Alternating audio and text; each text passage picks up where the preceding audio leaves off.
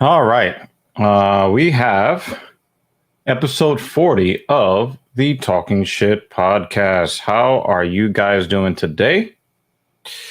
Dr. Evil Genius is here. Captain Paul is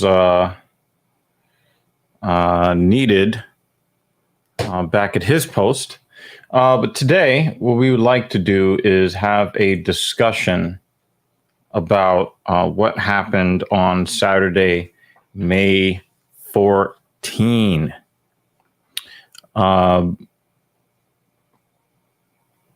think under normal circumstances, we would mark a day like that as, a day that will live in infamy.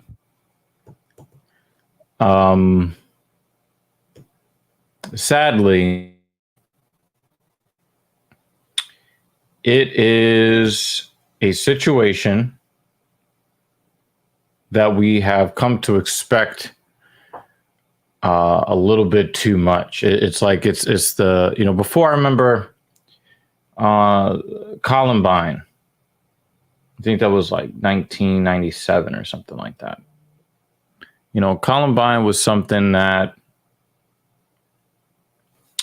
Columbine was a situation that we thought would never happen again. Like many of us could not believe that it happened at all.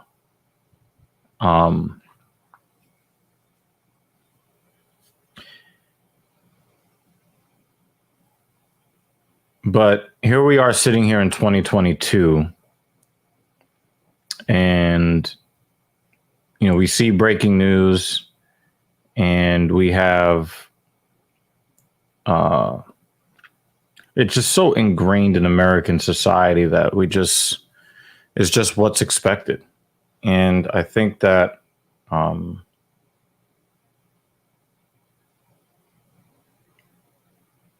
I think we're almost numb to it as a society, but I do believe that it is important to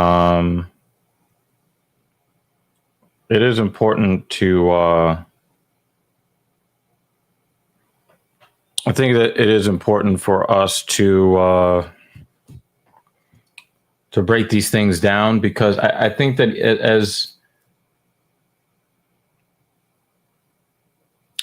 accustomed as we have gotten to these types of events, I do believe that the majority of people do want to see these kinds of things stop.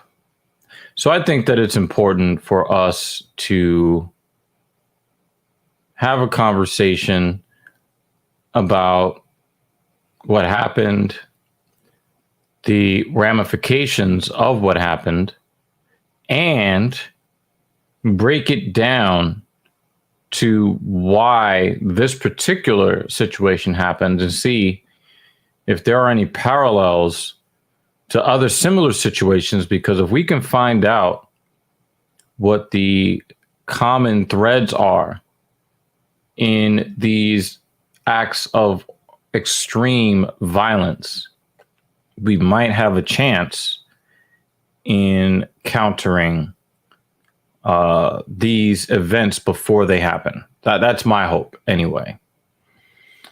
So, Captain Paul and I, we've had, a couple of discussions, but we've been trying to table those discussions so that we can have the conversation here.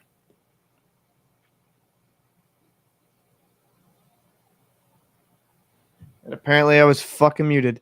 Yep, absolutely. So, I mean, that's the only way to get Captain Paul to shut the fuck up. All right. So, apologize.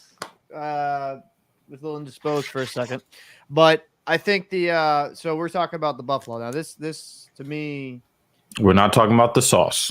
No.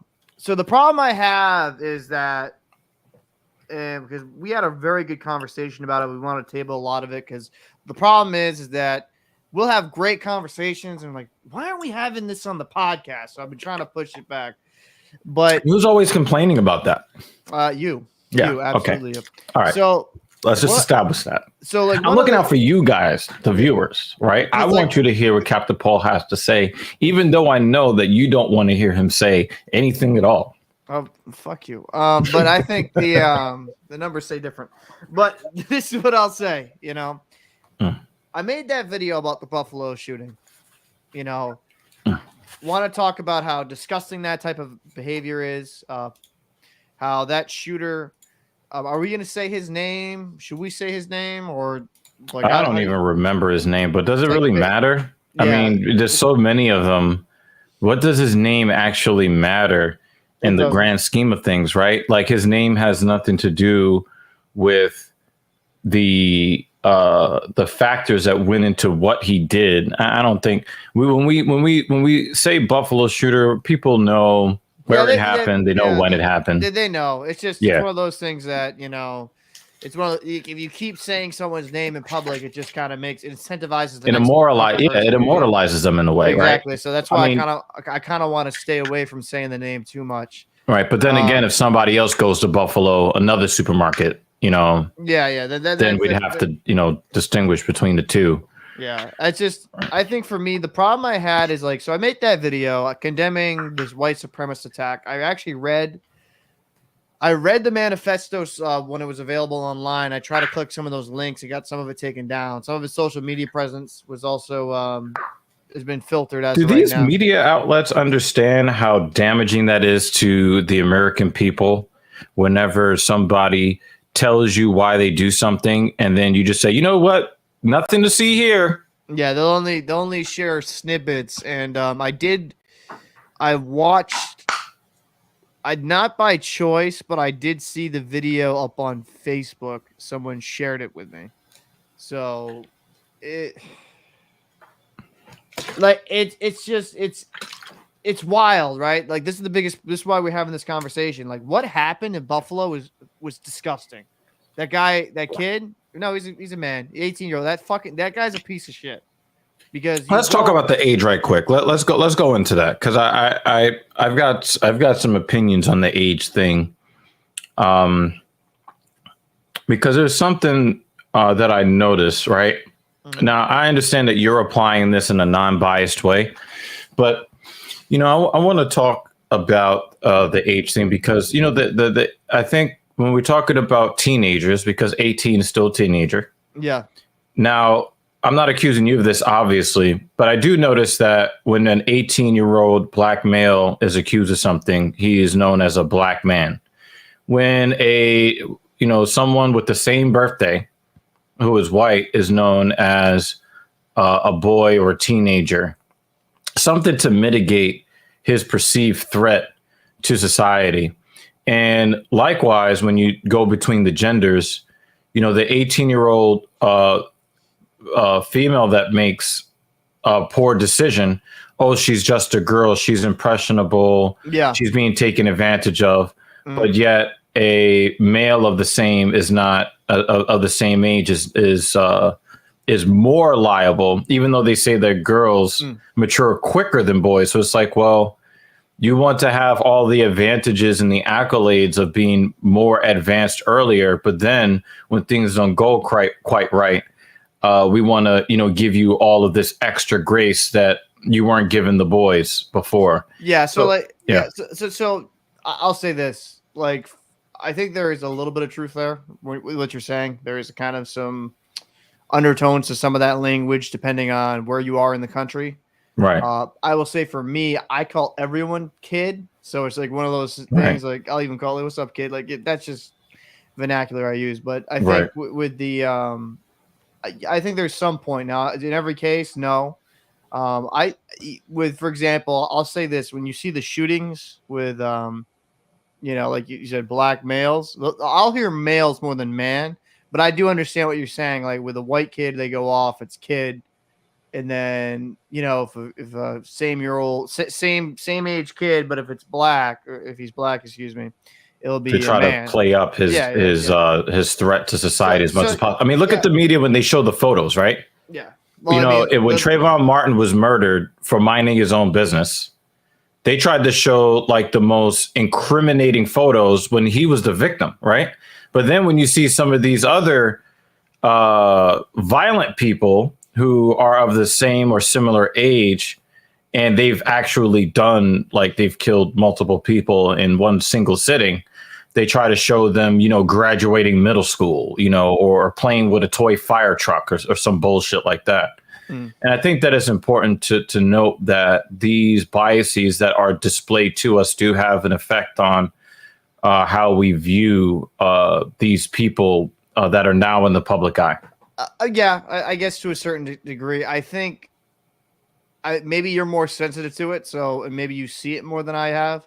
I haven't seen it like that a lot with reporting, and I do live in the Northeast, so my states are more liberal. So usually, like, if I see like somebody on Channel 10 that did something really evil, I can't believe Channel 10 is actually a real channel for you guys. It's like WJC or something like that. No, we have Channel 10 in New York City is like this fucking low budget ass. It's not like public access low budget, but these motherfuckers were broadcasting in standard digital long after HD. Yeah, that's the thing. So, like, I can't really speak on that completely, like you can, because you probably pick up on more of those undertones than I would, because I haven't. Yeah, it's not directed at you. Yeah, so it's not something I'm gonna necessarily pick up. I'd have to really kind of look at that back and look at old footage and like, let me see. So I'm not gonna say you're lying or anything. I'm just saying I just it's just something you haven't seen, right? So but getting into this Buffalo thing is the one thing that bothered me is, like, I made this video condemning this piece of shit about killing people, just like people like me and you going to the store. Like, okay, like, I'm gonna plan my week, and I'm gonna, gotta get food for Tuesday, Thursday, Friday. You know what I mean? Just planning their whole week. And you're already being massacred by the high prices inside the store. Exactly. Oh my god.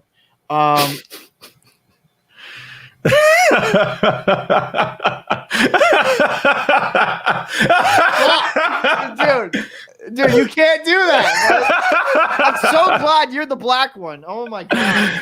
What do we do? What do we do on this podcast, man? Bro, literally, it's gonna be like Channel 5 News. Is this white supremacist turning this black guy against his own race? Hey man, like, we've been having a lot of discussions. We've been having a lot of discussions about how to get subscribers, and if somebody wants to clip that and make me a bad guy. Oh, but I'm gonna clip it. You have no idea. I'm gonna do that myself later. Yeah, you know what I'm saying? I got to take one for the team, Kevin Samuel style. I fucking got. I'm not the messenger that you wanted, but I'm the messenger you deserve. Blind Bat, keep that same energy. Keep that same energy, bro. Shout out to Blind Bat. We love Blind Bat around here, man. You better keep that same energy with your own seed. That's all I gotta say. But like, are you still tired? Are you still tired? No. Fuck, that woke me up. But like, no, it was like, it's fucked up, man. You see this shit, see people die. Like, I watched some of the footage, and like, like, I will say this. I think there's more there to it than what we're seeing. I think there was some, we'll talk about this later on in the video, but I think there was some more, I think there was training there just with the way he was maneuvering between targets and checking people. But, one of the things that kind of, I didn't really agree with that. I thought that he's just, been playing Call of Duty for the last 8 years. Possibly could have picked up the visuals, but I don't know. But it didn't seem like that, because usually even video game nerds will have struggling with some of the things he did. But anyways. But remember, he was shooting at middle-aged people that were like minding elderly and middle-aged people that were not going to defend themselves. It's a lot easier to stay composed when you know that nothing's coming back at you. Fair enough, but there's just the maneuvers, I should say. It was just, I don't know. It was very peculiar. But anyways, like, the reason why we're having this conversation is like, so I made the video condemning the white supremacist shit. We had people come right to the video, and we got quite a bit of views, but the analytics sucked on it. Oh, yeah. Tell them. Upset. We didn't show the murders. I'm like, bro, like, terms of service, like what? Like, yo, what am I gonna just like show this? It just outside ethically, right? I'm gonna show that footage. Fuck the terms of service. Talk about the ethics or the lack thereof. Ethically, bro. I'm gonna show someone's fucking like son, daughter, mother, father, grandmother, auntie. grandmother. Like, I'm gonna show someone's like relative get blown the fuck away. Like, you know. Do you remember when I asked you after we saw the analytics? Because I want people to understand something, okay? We are a tiny channel trying to grow, so we are probably accessing our analytics app, I don't know, 12 to 26 times a day, okay? Yes. And one of the things that I noticed is that the average watch time on that video, where here you have a ginger with no soul pouring his heart out on the behalf of Black people, and the average watch time on 2,000 views is 13 seconds. Yeah. I will repeat that for you. The average watch time on that video on YouTube is 13 seconds. Yep. What does that tell you? That means that they went looking for something to jerk off to, and when they didn't find it, they clicked off the video. Well, and the problem I had is that like all of our other videos have really good analytics, good watch time. Yeah. You know what I mean? And we talk about a various amount of topics in this. And I thought, like, you know, hey, like, dude, like, we need to condemn this stuff because, like, you know, just like on a previous video, I condemned someone else. I need to have that same energy with this dude. This dude's a loser to me. You know what I mean? We'll talk about the perception of him as well, because I've got some controversial things to say about that. So, but kind of sticking to the Buffalo thing is I was really kind of disappointed. I was absolutely disappointed that I'm going here talking about this topic, and you have some assholes in the comments like, "Oh man, you're not showing the video." Like, bro. Yeah, we got that. We got that in there. My guy, the 5 greatest rappers of all time, all simultaneously came in and asked, "What are we talking about today, fellas?" We are talking about the fallout, the ramifications, and the factors leading up to the shooting in Buffalo, New York. Yeah. So if you would like to share this discussion, if you would like to join this panel, you are also welcomed to speak as well. But you know, you and I, we talked about this behind the scenes because you can't stop giving away our content to the FBI agents who are listening in, when we should force them to subscribe to our channel in order to hear what we have to say. But you just want to give it to the FBI and the NSA.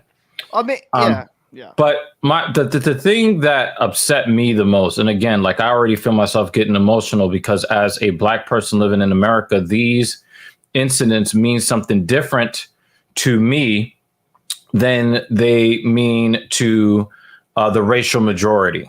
Yeah.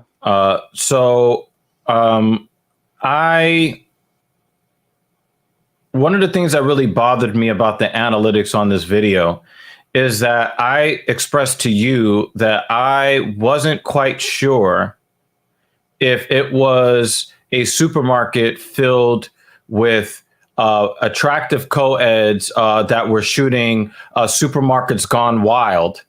I'm not sure that people will be clamoring to see how these people were brutally murdered in cold blood as they're minding their business. And so I get this sense that there is this continued Black people are 3/5 human in the original, Constitution of the United States. Because I don't know if people know that, because, CRT is so bad. But in the original Constitution, Black people were counted as 3/5 human as far as the power of the white slave owner vote in political circles. So it just seems like that principle just keeps rearing its ugly head because I just don't think that if it was like a bunch of hardworking, salt of the earth coal miners in West Virginia that were white, I don't think that people would be clamoring to watch these people die. And I think that some people would. I listen. And do you think that we would get 2,000 videos with an average watch time of 13 seconds? No. Okay. I'm not arguing that point, right? I think there is some definitely racial undertones to that. And I think this is like we had on like with our conversation is, think about it. It's kind of hard for me, it's kind of hard for me to relate in a way because the high school I went to was predominantly black my freshman, sophomore year. So like when I was very young, right, I had interaction with a multitude of different races, right? So it changes your worldview. I'm talking Rhode Island, right? Yeah, in Rhode Island. So I think what happened, this is my opinion, right? And I could be wrong, but I'm taking for what I see in the world. A lot of white people don't interact with black people, like at all. Oh, that's absolutely true. They don't interact, right? And it's one of those things that it's kind of like war in a way, right? If you don't really hang out with that group of people and you don't really associate yourself with them, it's like they're not really into some of these people, right? They're not really people, right? Absolutely. You can't necessarily connect it with you. Now, like when you start having connections, right? Mm-hmm. My closest best friend, Darren, who's no longer with us, like me and him were boys, and he was an amazing dude. And for me, like when I see this shit, it's like, what, like, dude, these are like people. You know what I mean? Like these are people that are just trying to live their fucking life. And I mean, what is more American than going to the grocery store to buy some food? Yeah. You know, you got your grocery list, right? You got to get some bread. You got to get some shells. But we're talking about pasta. We're talking about pasta here. Yo. Right? Yo. You're just minding your own fucking business. Right? Mm. And the fact that they had an armed security guard at the front door, right? Yeah. That means that you're in a neighborhood where economic despair is at a high. Absolutely. Because why is the armed guard there? To stop people from stealing, right? And we see this in poor neighborhoods all around the world. It's not something that is unique to black people. No. So, you know, the guard, I think he was either injured or deceased. He was killed. Yeah.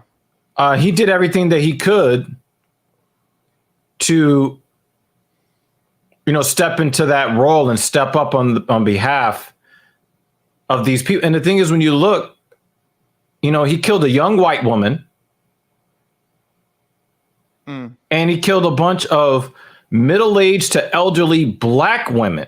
Yeah, it's one of those things to me that's the type of person that never had any real interaction with any type of races, any other races, ethnicities. I think I said, like you said, with the large amount of clicks we got on our video, right? For a smaller channel that we got a lot of clicks on that video. Yeah. All things considered. Let's address traditionalists. It's hard to imagine that people can be racist, let alone so racist they get off on seeing others getting snuffed. But it's also hard to imagine people getting off on literally getting shit on. Traditionalists, I don't want to burst your bubble, but I'm going to go out on a limb, and I've said this multiple times. I don't believe that anybody who has ever made it to an age where they can tell the difference, I don't think that there has ever been a human being who has ever existed who wasn't racist in some ways. Now, you know, you can say, well, you know, there is, you know, negative racism, there's benevolent racism, it's still racism. You know, it's still racial bias. You have white men that don't like white women. You know, they prefer to date black women. A lot of people think that that's a good thing. It's still racism. It's still a racial bias, right? You know, some people say that, you know, they've got a preference. It's okay. Just admit that you're biased, because that's what a preference is. A preference is a bias. Now, not all racism is bad, but let's not pretend like racism isn't endemic to human beings. Well, but human beings are very tribalistic, right? Absolutely. So like, you're not a part of my tribe, or you don't look like me initially, right? Unless you know, at a young age get surrounded with a multiple different cultures, you're gonna kind of fall into your tribe, right? Right.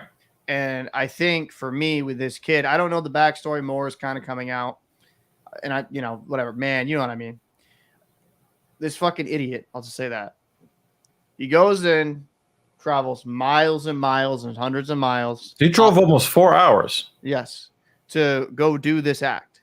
Now, let's talk about that for a second, because that's a really good thing that you bring up, right?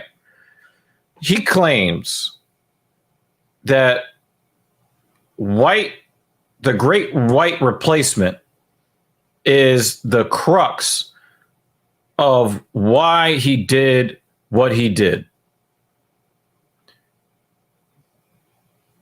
You can tell that he doesn't even really truly believe what he said, because he had to drive almost 4 hours to go find these people that he believes are trying to replace him.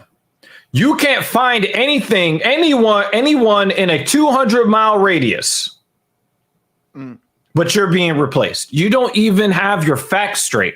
Well, and the crazy part is that, a lot of this, in my eyes, right? I think the internet is great for a lot of things, communication, right? Like me and you wouldn't be able to have communication most likely if there wasn't the internet, right? Because when we did our first collaboration, also if they were on video games, yeah, exactly, right? Which was based, we had internet servers. What I also think the danger of it is that you can surround yourself in echo chambers. Well, is that a problem with the technology, or is it a problem with the? I think it's a mixture of both, right? So hear me out. When you had to go to town hall, you had to go into like other places. I'm not saying every single place was like open diversity, but generally, right? If you're going out in public and you see different people, you're at least you're going to be exposed to more things in different cultures.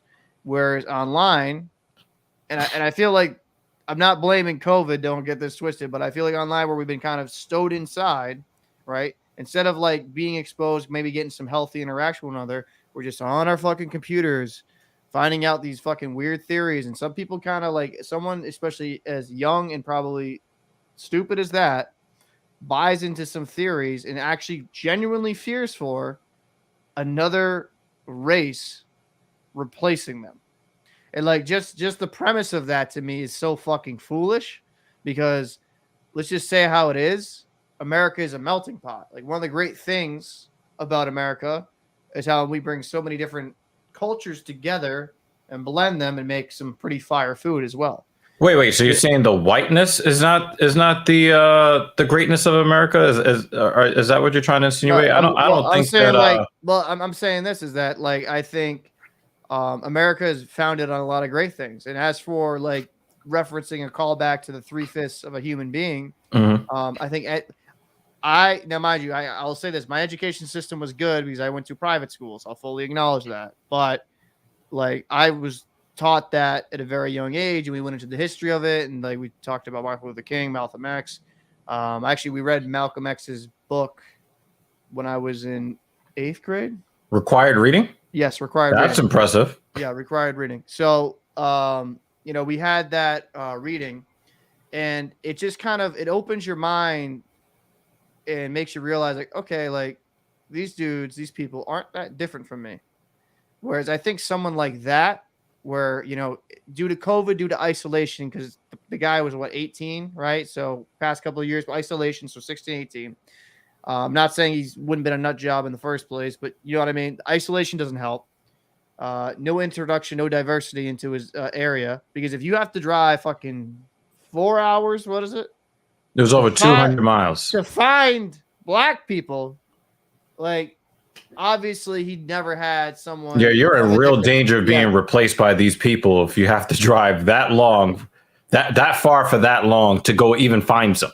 Yeah, and it's just it's foolish. I think the internet can kind of incentivize these people, or kind of get these people in these echo chambers and never get out of them. Like, man, Me and you have both seen it on both sides. Like I've had some really good friends that have gone way off to the right side, like a little scary right side, and way off the left side, a little scary. Because like I feel like more than ever, right? We're just getting pushed to the side. Like everyone's like, nope, extreme right, extreme left. There's no like happy medium. There's no like just common sense. And I think someone so young and so impressionable probably like went into some weird forum like 4chan or something where they maybe say stuff like that. I don't know, meaning it. It maybe jokes is like trolling, but maybe took it to heart. And it's like he actually believed that.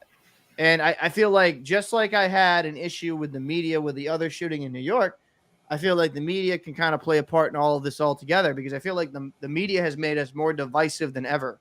Like we hate one another, right? Like me and you aren't supposed to even talk, right? Because I have a little bit more conservative views. You have a little bit more liberal views. Like me and you should take. Oh yeah, I definitely hate your ass. Yeah, shit. Look at this, bro. But you know, you're stupid. But like my thing is this: like me and you shouldn't even really have this conversation. The reason why we built this platform is we saw, you know, how much division was happening, and we want to. You know what's really fucking funny? You just undercut your whole long-winded diatribe. You just undercut it with what I was about to say. Yeah. When you told me, well, it's partially the technology. Well, as human beings, we have the power to decide what we're going to do with that technology. So some people took the easy way and then went into the echo chamber, right? But you can't tell me that it's the technology when you and I use the technology for the exact opposite purpose to create this platform. But this is the one thing that's different, though. And I mean this. We're older. It has nothing to do with the age. We collaborated 10 years ago. Don't forget that. I don't know. We did, right?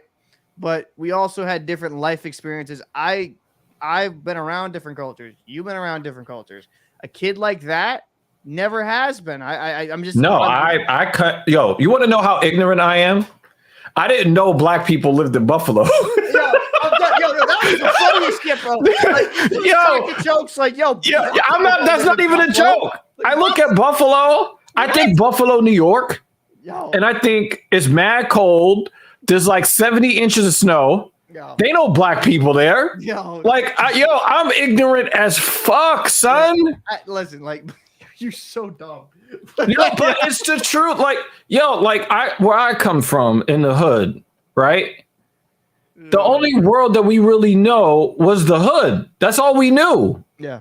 Right. So only in my later life have I kind of gotten to see how other people live.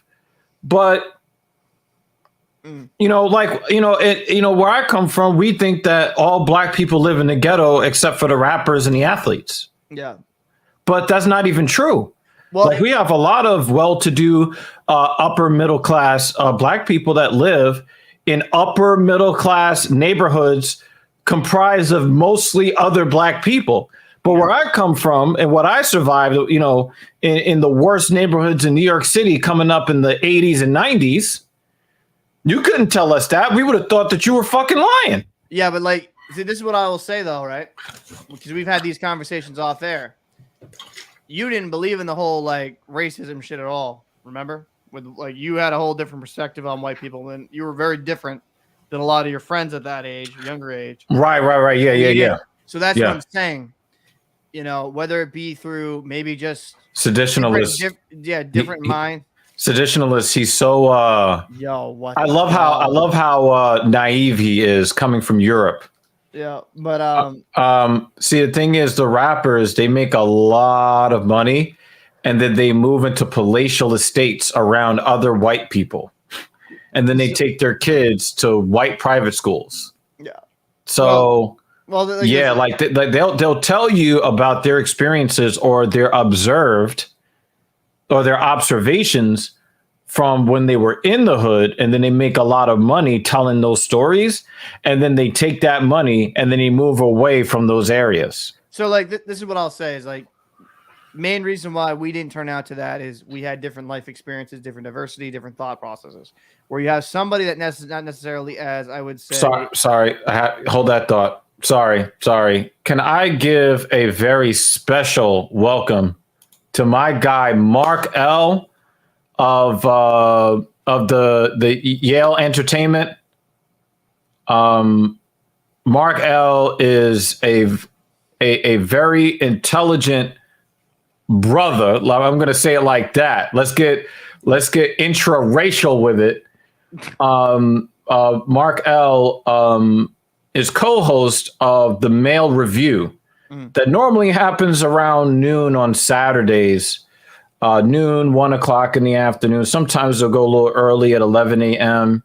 But Mark L is a stand-up man, a principled man. He is part of the League of Extraordinary Gentlemen. I am in the minor leagues, the League of the Ordinary Gentlemen. Okay, Mark L is an extraordinary gentleman. He says, here's the craziest thing.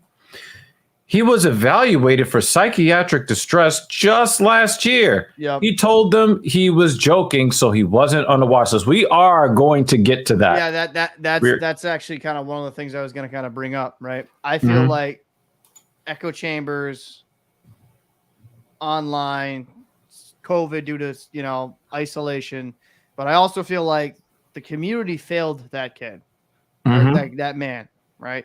Is that, let's be honest, he already talked about it. We'll go further into detail with it later on the show, but he was already kind of reported for some fucking wackadoodle behavior. And as a minor, and there wasn't okay, let's, maybe keep an eye on this fucking person and see if they're not going to fucking go off. Like maybe that type of person shouldn't be able to buy guns. I don't know. Just saying. I just think that for me personally, the watch list is just for them to watch as they shoot everybody. That's what it seems like, right? When you think about it, like what the fuck is the purpose of a watch list? Well, if you're just gonna watch them murk everybody, and then look, we captured them alive. Yeah, we make sure we capture the young white ones.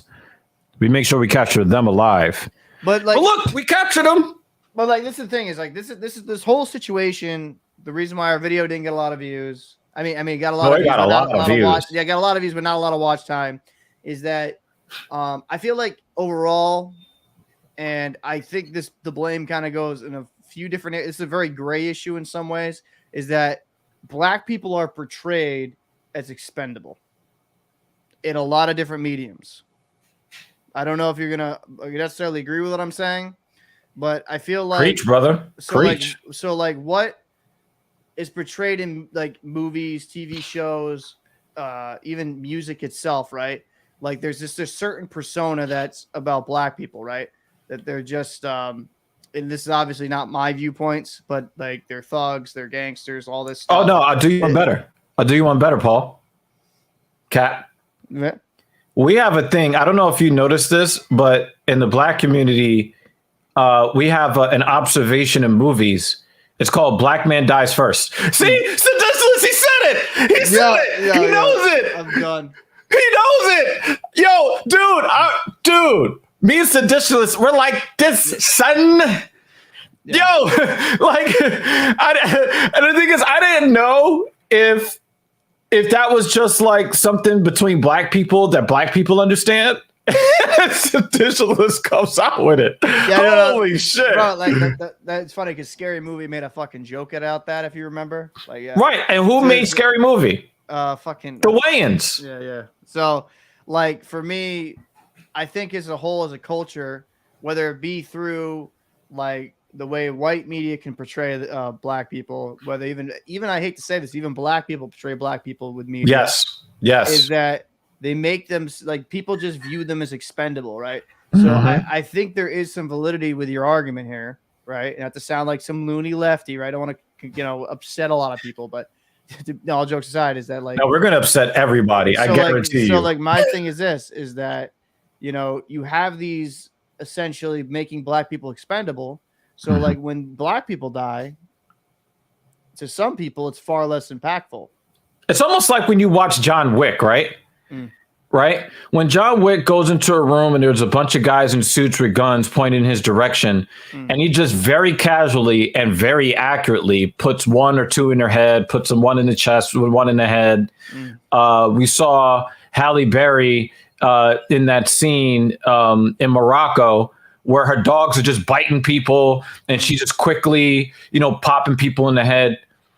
We kind of already know who is the fodder. Yeah. Right. So that we can continue to tell this story of these characters. Right. And that's what I got the sense of when you're talking about, well, yeah, the way that Black people are portrayed in modern society is just, they're all like, they're all targets at the gun range. I mean, like even look at how certain like Black people are portrayed in video games at times, like some of our favorite mediums. Like just give me an example, because I'm less familiar.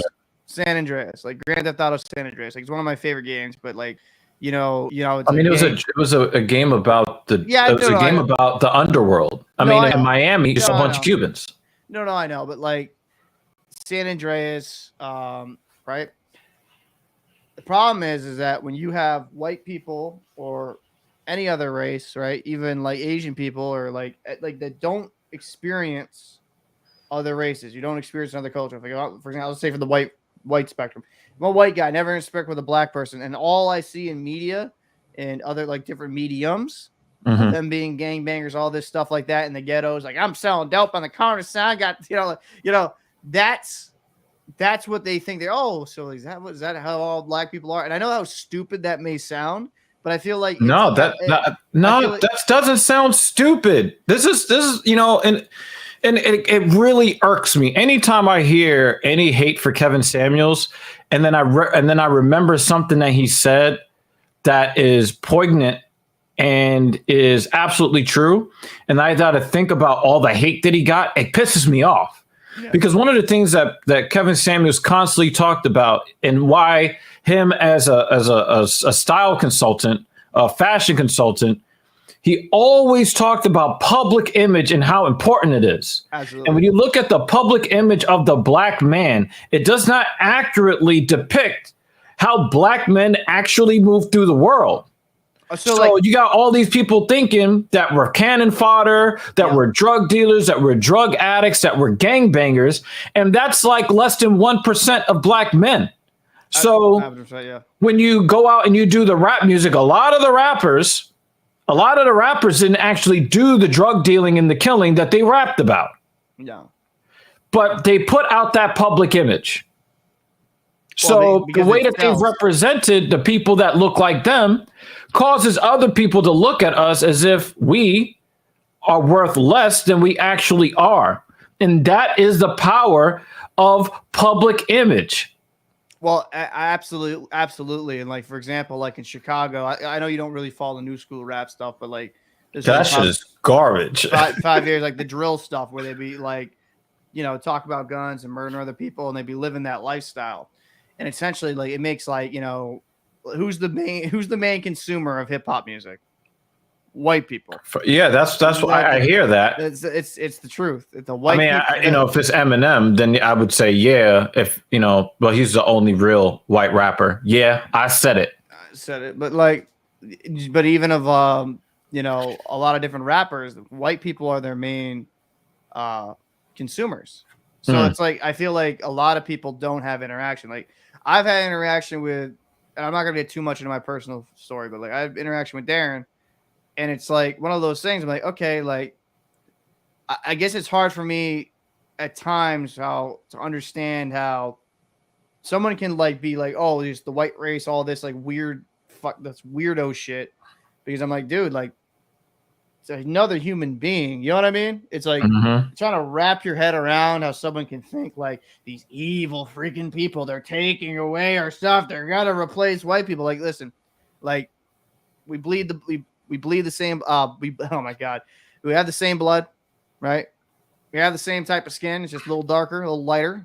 I burn in the summer. Do you know what Black people are calling white people these days? What, daywalkers? Sun Dodgers. Yo, that's Yo, fire. isn't that that's fire? I'm gonna use that shit. yo, I'm gonna use isn't that that shit, some bro. savage shit, son? Bro, I love You that. want to hear a really interesting statistic? What's that? Do you know what the percentage of the US population black people made up before Roe v. Wade? I don't know. About 12%.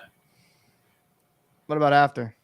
What is it now? Do you know what it is today? Not off the top of my head now. Still 12%. Well, Roe. Why did I mention that? They picked certain groups. Why did I mention that as the line of demarcation? Why that one, Captain Paul?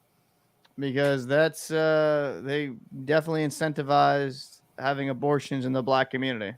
Like 48%. Yep. Of all black pregnancies since then have been prematurely terminated. I don't think many people know that. 1 out of every 2 black pregnancies, snap of the fingers, done. Yep. I mean, listen. Like Planned Parenthood is, to me, racist. So how are you going to, as a young white man, because I'm sure that he wasn't completely stupid. He knows numbers, right? Right. Why are you going to cite white replacement as the reason why you had to travel 200 plus miles to go attack some black people, older black people who are not in breeding age anymore? The only person he killed in breeding age was a young white woman in her early 30s.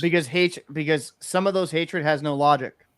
Hatred But sometimes has. I just want to point out the logical fallacy. I agree. Listen, right? I agree with you're so scared of white replacement, but you're scared of the people who are not replacing you because our numbers haven't grown. Absolutely. No, you're absolutely 100% correct. I'm not disagreeing with you, and I think that someone like that, unfortunately, regardless of the statistics you throw in front of their face, I feel like they're so brainwashed and so down that fucking mindset. Regardless of whatever intel or information you give them, they're gonna go along that path.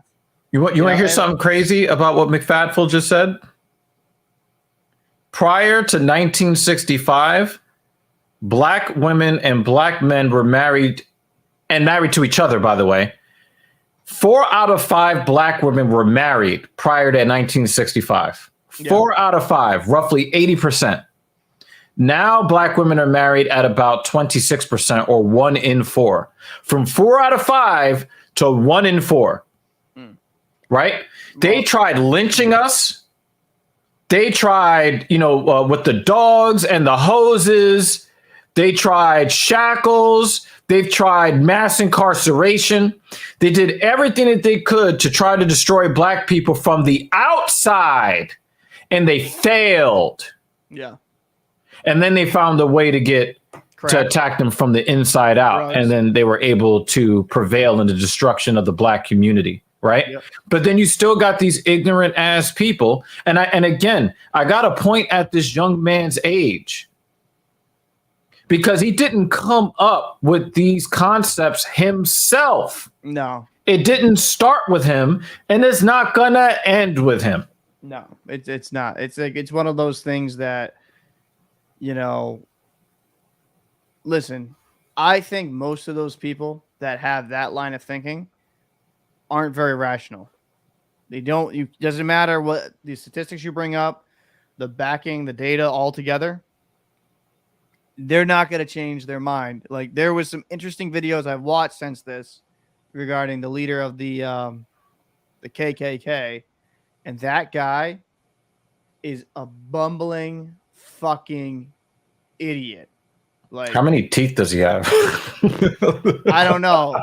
They're probably gonna fall. What kind of dental plan did he have in the KKK? Probably gonna fall out soon because he's fucking his cousin. But it's just one of those things, man, that these people are fucking idiots. But the problem, they're not intellectually intelligent, right? But they're very good at manipulation, right? Because they understand when you get somebody that's not necessarily as educated, and you get them a little brainwashed, like, oh yeah, you know what? Yeah, that tax went up there a 50 cents. Well, you know why? It's because the Jacksons moved in here last week, You know what I mean? Like they're just gonna blame all their problems on people that look different than them. You said two really important words. You said rational and you said manipulation. And those two words are actually related in the context of this discussion. Why? Because when you say that what was done wasn't done for rational reasons, and the people who engage in this kind of rhetoric are manipulators, what that means is they are appealing to people's emotions. Right. So let's talk about emotional health for a couple minutes here.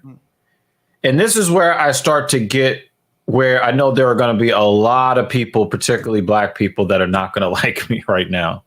Right. But I think that it's important for me to put this out here because I am more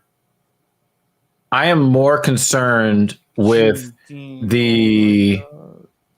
I'm more concerned with the outcome and affecting a better outcome than people liking what I have to say.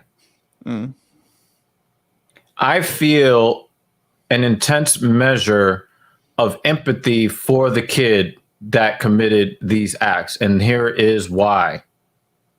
When I look beyond what he did, remember what he did occurred on May 14th, 2022. That kid was born in 2004. Yep.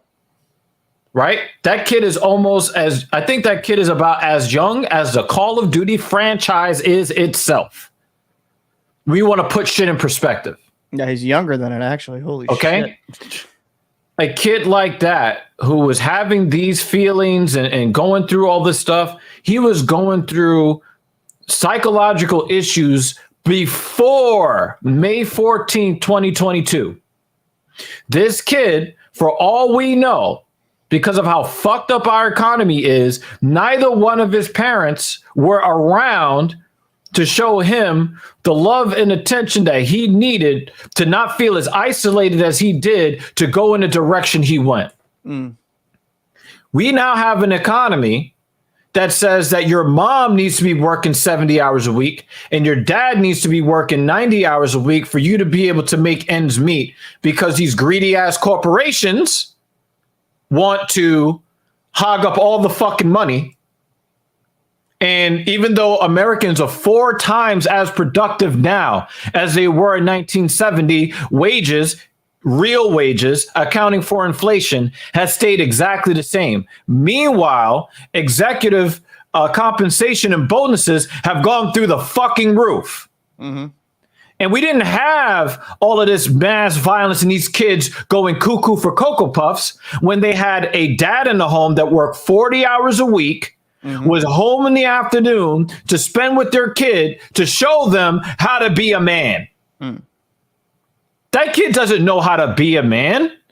He can try to mimic all of the military training that he wants. The kid does not know how to be a man. No.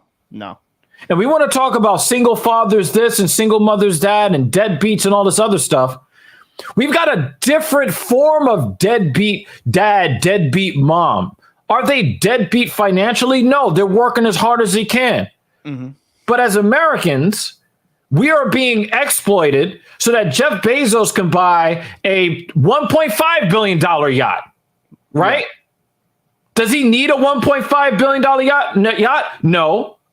But, what are you going to do when, the richest men in the world are not just billionaires, right? We're not not just billionaires. We're talking about multi-billionaires while everybody else is suffering. You said it earlier in our broadcast today when you were saying that increasingly people become more and more polarized, where they feel like they have to play for the conservatives or they have to play for the liberals. Yep. But you know what happened? Simultaneously to that, as everybody is going into liberal spaces here and conservative spaces here, the middle class has disappeared. Absolutely. Now you have the super rich over here, and everybody else is now the working fucking poor. So when you want to talk about the crisis of absent fathers, you don't need them to actually have a different address. You just need to know what their second address is, their place or places of employment. We glorify hustle culture as if the closer to 24 hours a day that you work, the better, citizen you are. That's fucking sane. So I agree with some of your points. I think that when it comes down to it, essentially having both parents have to work has affected kids' mental health in a lot of ways, right? Because you don't have that stable presence. I think women coming into the workforce, I'm not saying this in a sexist manner, I'm just saying this honestly, is when you had it where one person could work and provide for a whole family, you had, it seems like, healthier family, like a healthier nuclear family, right? Absolutely. Look at what McFadful said, because McFadful is 1,000,000% correct. People don't know that during the second wave feminism era, that was not part of what they were fighting for. They were not fighting for the right to become wage slaves. This was something that the corporate structures of the time inserted, gave a few people a couple dollars, because people were upset that they were doing more work but not getting more pay. So what do you do if you need to drive down wages? You double the fucking workforce. So, and this is the thing. This is where I will kind of bite back a bit. Is that, for me, I understand the sentiment, and I even agree with it to a degree. I think Americans are overworked in a lot of ways and undercompensated. That being said, it's not that, I know when you have kids, it can be very time consuming, but when you have kids, you have to understand your life isn't going to be about those kids. And I'm speaking about this from my own personal experience. Say that one more time. I don't think I heard you properly. So when you decide to have kids, your life is about those kids. It's no longer about you. It's no longer about your wants and desires. And I think overall, we live in a society today, and I would actually probably even say the past 15, 20 years, like since I've been on this earth, that it's all about me and self-absorbed and fuck everyone else. It's about like my wants, my desires. I have seen from the answer to your question, Jeremy Dean, is sexual liberation.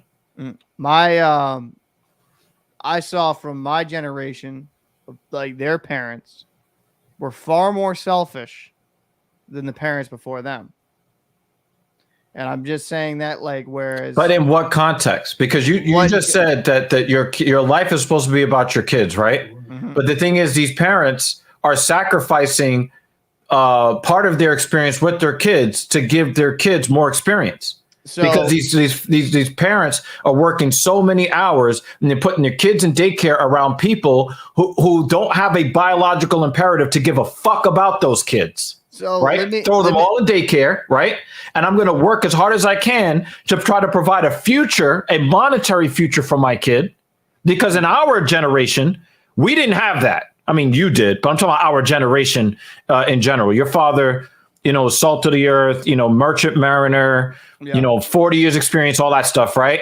Yeah. Like, I get all of that. But for our generation in general, right, parents have had to choose between raising their kids and being able to feed them. I get where you're coming from, and I don't necessarily disagree. And what I'm going to say is just saying from my own experiences, watching it, observations of friends of mine growing up in certain households, is that it seems like a lot of parents were more selfish in a way where they would provide maybe food and stuff, but nothing else. Right. So my what old else man, did they have to give with the time that they had left? I will just say this. My old man worked his ass off. Mm-hmm. And I mean his ass off. Like, he worked as a merchant mariner. He was a captain of a tugboat. But guess what he did also at his off time?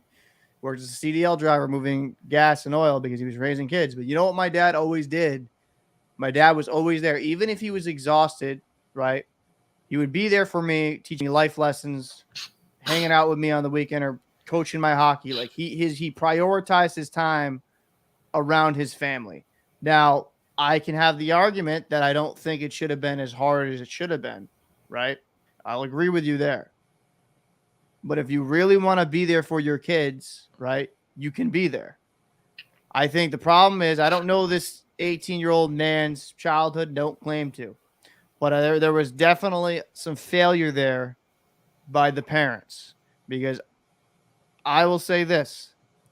If you can't notice your kid's a little bit off, has maybe a little bit of wacky fucking Not even awful wacky. How about you can see the isolation exactly like if you and, can't and the lack of human connection to other people in his eyes. Exactly. And if you can't notice that, you can't notice he doesn't have many friends, or that he's very like, aggressive or violent. Or he's not talking to you or openly. talking to you. Listen, you know what?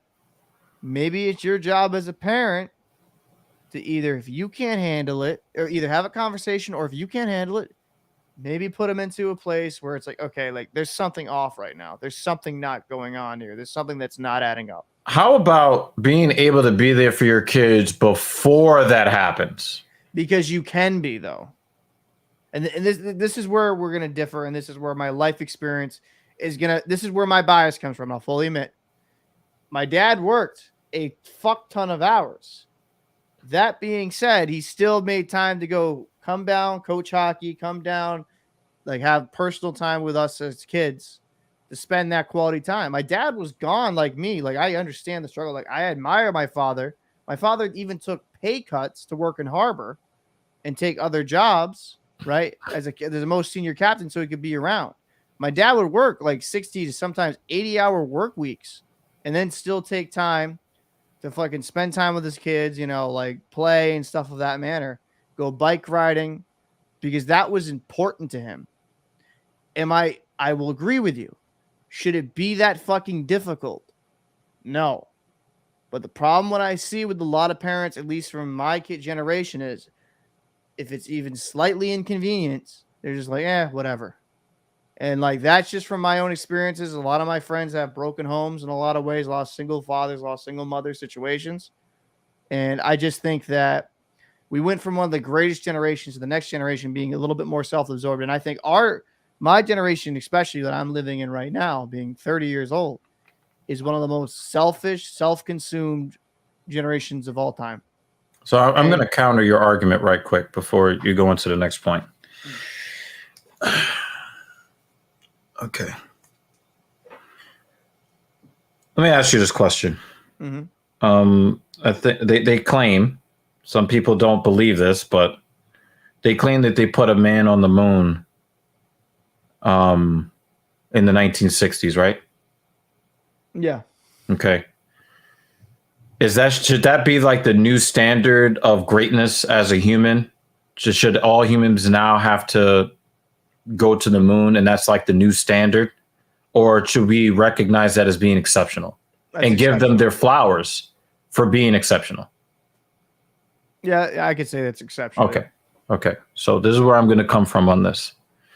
I love your father because of the person that he has helped groom to be there for me to interact with. Your father, and whatever energy that he had, that he put into you, that was closer to superhuman than to the average everyday human being, because there are only 24 hours in a day.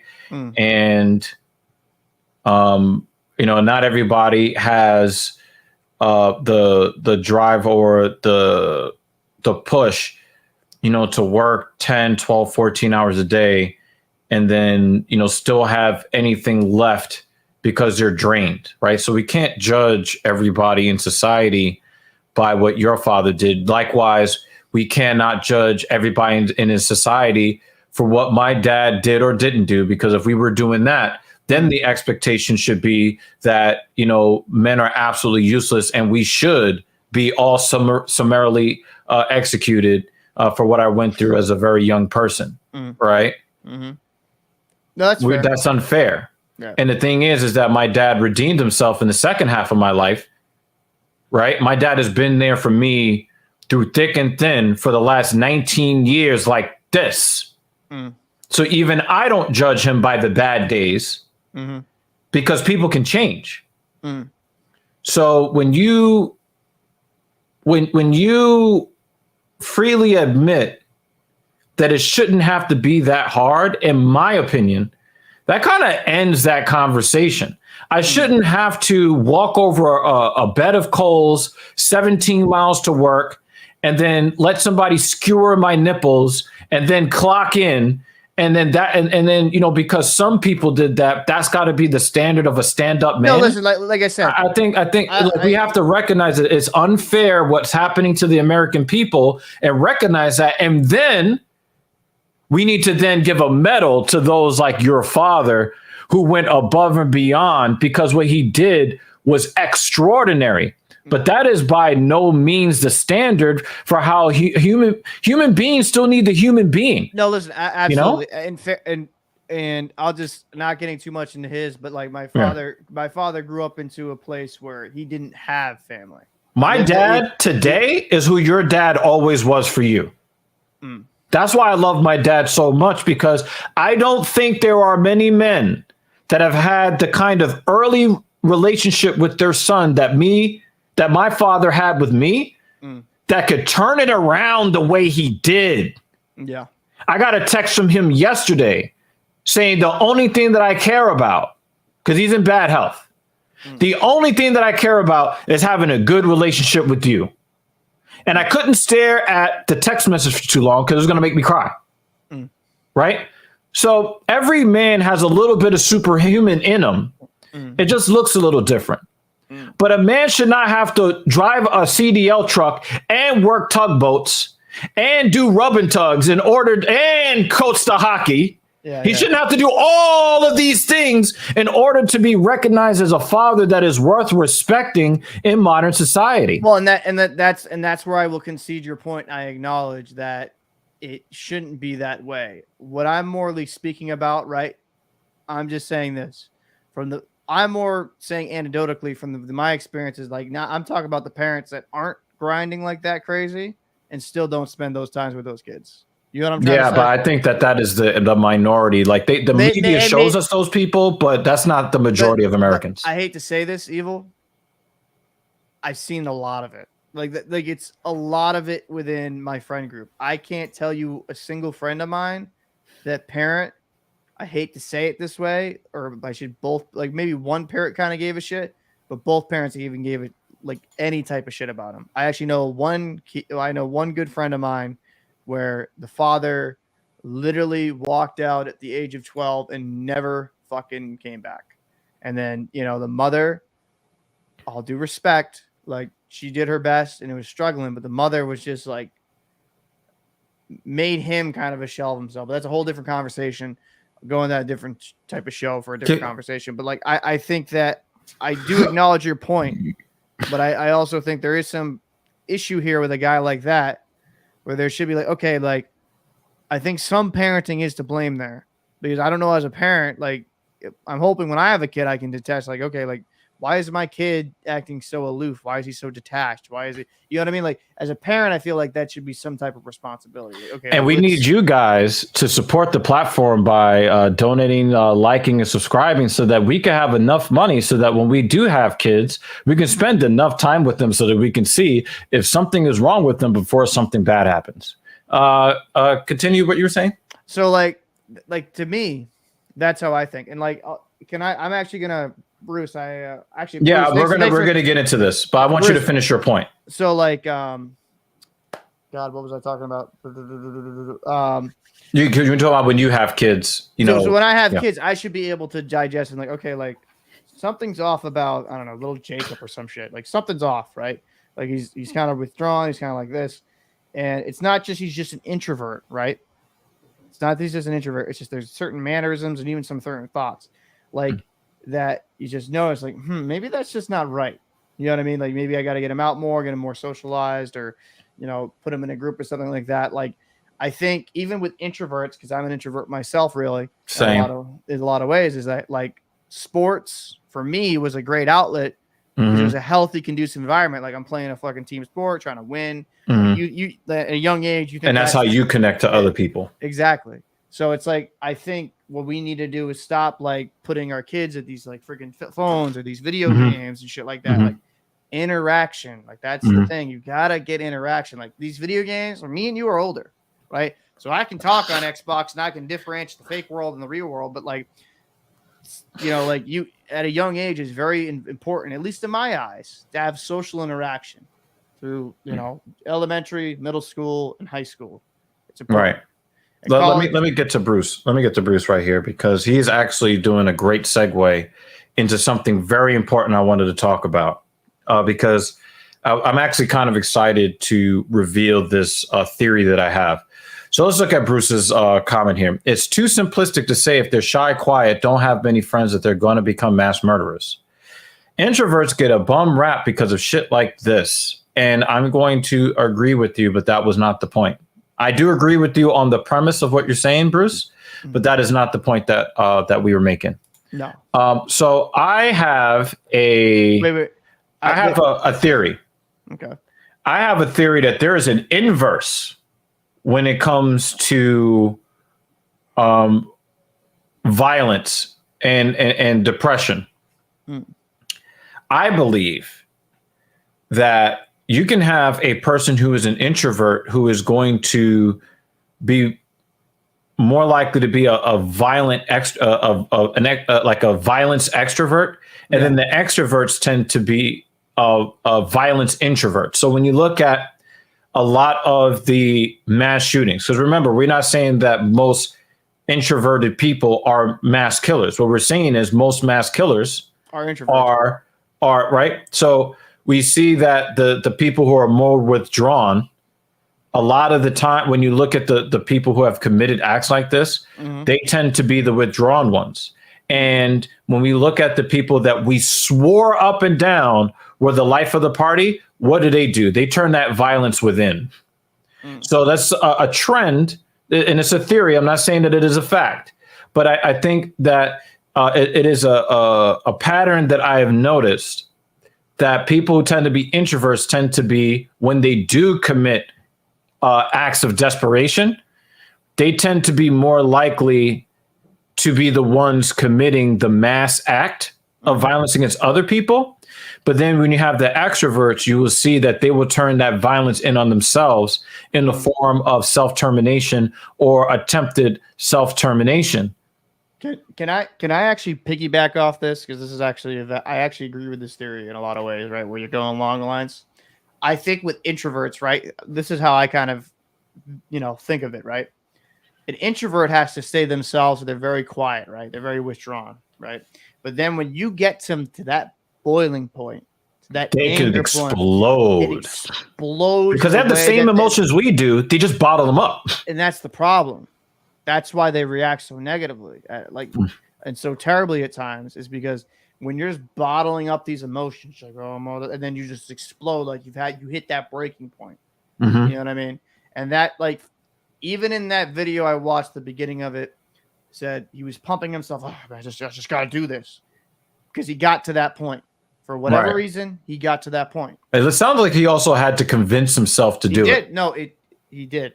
He had to convince himself, and like you could tell at the beginning of the video, I'm not gonna, you know. Do you know when Dylan Roof killed all of those elderly black women at that church, middle-aged and elderly black women at that church? He reported very similar feelings. You know, they welcomed him in. They did the Bible study thing, right? This is in South Carolina. And he said that they treated him so nicely that it made it difficult for him to go through with it. But then, because he really thought that that this country really needed a race war, he felt like these were the perfect targets, because this is the absolute worst people to try to attack, because they're the nicest and they're the best people. Yeah. But he really thought, hey, like, we really need to have this race war. So I need, you know, while I have this feeling like I should not do this, that's all the more reason to do this. He had to pump himself up to do it. Yeah, and it's just, I think what you say has a lot of validity there. That's why I see a lot of extroverted people do. They will self-terminate. Yeah. because they don't know how to deal with that. Not saying that introverts can't self-terminate. I've no. attempted self-termination multiple times in my life. Right. And I don't appear to be, it actually complicates my life because people assume I'm an extrovert, but I am very much an introvert. Yeah. So when people put that social pressure on me, it makes me even more tired. Yeah. It fucking sucks. So there's one topic I want to talk about. There's one more comment by Bruce. I appreciate Bruce coming by. I hope you subscribe if you haven't already. No, Bruce. See, the thing is, you don't show up for work on Saturdays. That's why you don't know who Bruce is, because Bruce shows up, but you don't. You know what, bro? Check the channel. I've been making videos. All right. Secondly, so he says, maybe you guys just hand out guns too easily. Ever think about that right from Canada? Okay. So, Evil, you know my standpoints on the Second Amendment, right? And they're not that different than mine. They're not different than mine. So let's just be honest, man. Right. This comment I hate. I hate it for a multitude of reasons.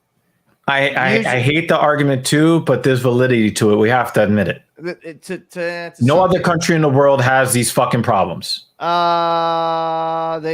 Usually their problems manifest in other ways, right? Usually they manifest in different ways, whether it be stabbings, bombings, whatever. But let's stay on point. Let's just talk about the Second Amendment here. The reason this shooting happened was a failure by the FBI. Let's not get that. Let's not. I don't think that they are the reason, but they had a hand in it. No, they listen. That was a monumental fuck up. You have somebody with mental issues that, had some really fucking whacked out there things to say. Did he purchase the guns himself, or did his parents purchase the guns? They were, I believe they were legally. They were legally purchased, but his ammunition was not legal. Right. So for me, I don't know if it was the clip size or the caliber. You can't blame 99% of gun owners who follow the law abiding, and just want to go to the range or have a means of self-defense. You can't blame them for wanting to protect themselves, right? Yeah, I'm largely aligned with that. So, not 100%, but I'm mostly on board with you. So, like, for me, is that you go through, because I have guns, you go through a background check, get fingerprint, get everything. And mind you, due to my federal license anyways, I already have that all in the system. I have a TWIC and all that. So, they do my background check. Obviously, nothing comes up. It's a process. It's not like you just go to Walmart, get a handgun, and you're leaving the same day. That's not at all how that works. I've seen a lot of people like, oh, well, if you go to gun shows, you can. I'm black, nigga. I'm black. I call it a clip. All right. You can go to gun shows and just buy a gun and then walk out with it. That is incorrect as well. You have to do a background check if you're going with the dealer.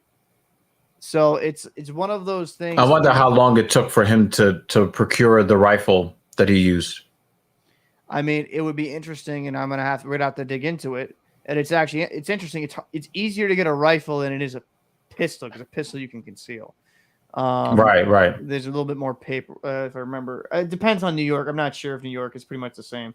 But it takes about a week, maybe 2 weeks, depending on how long the background check takes. Mm-hmm. So, and there's a process, and you have no criminal record, no nothing, you can get it. But if you have some infractions or you have like a felony, you're not going to get a gun. You give up your Second Amendment rights. And did we just talk about Rajon Rondo? Yeah.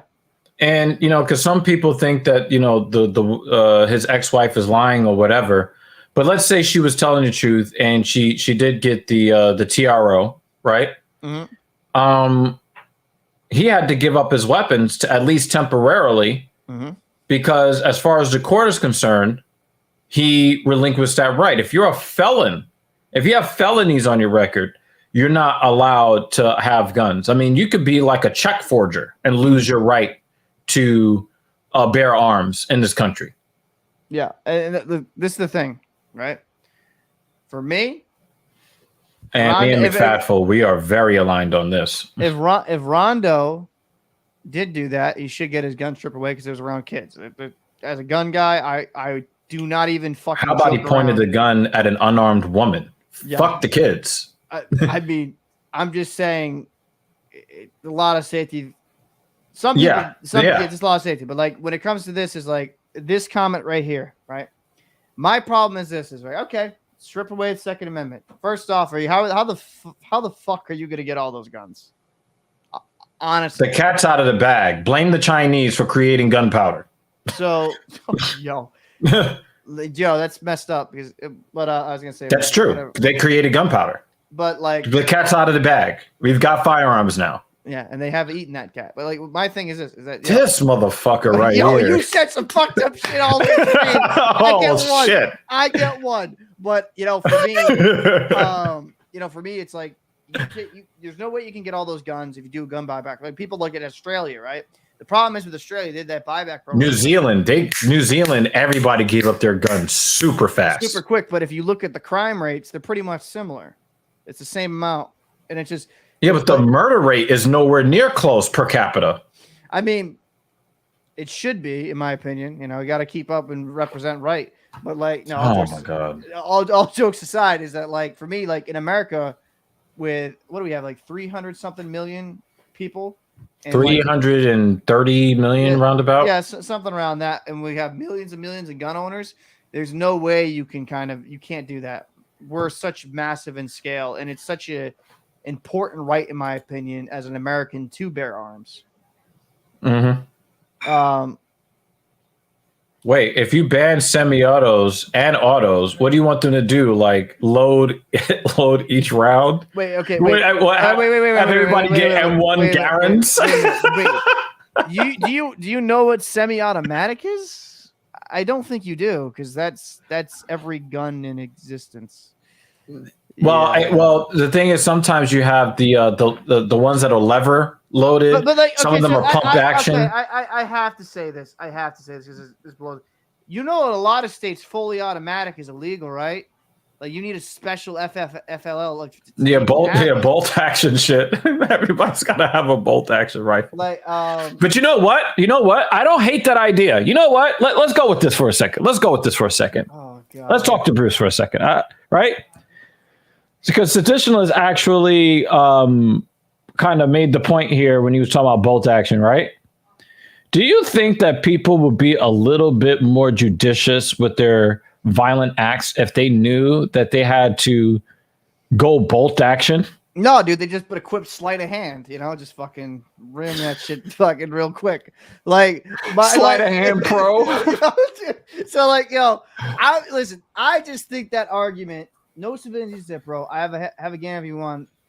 Find a single shooter to deter a single robber. How many times are you attacked by a huge group where you need? Listen, see, this is what you're Canadian, so you don't get it.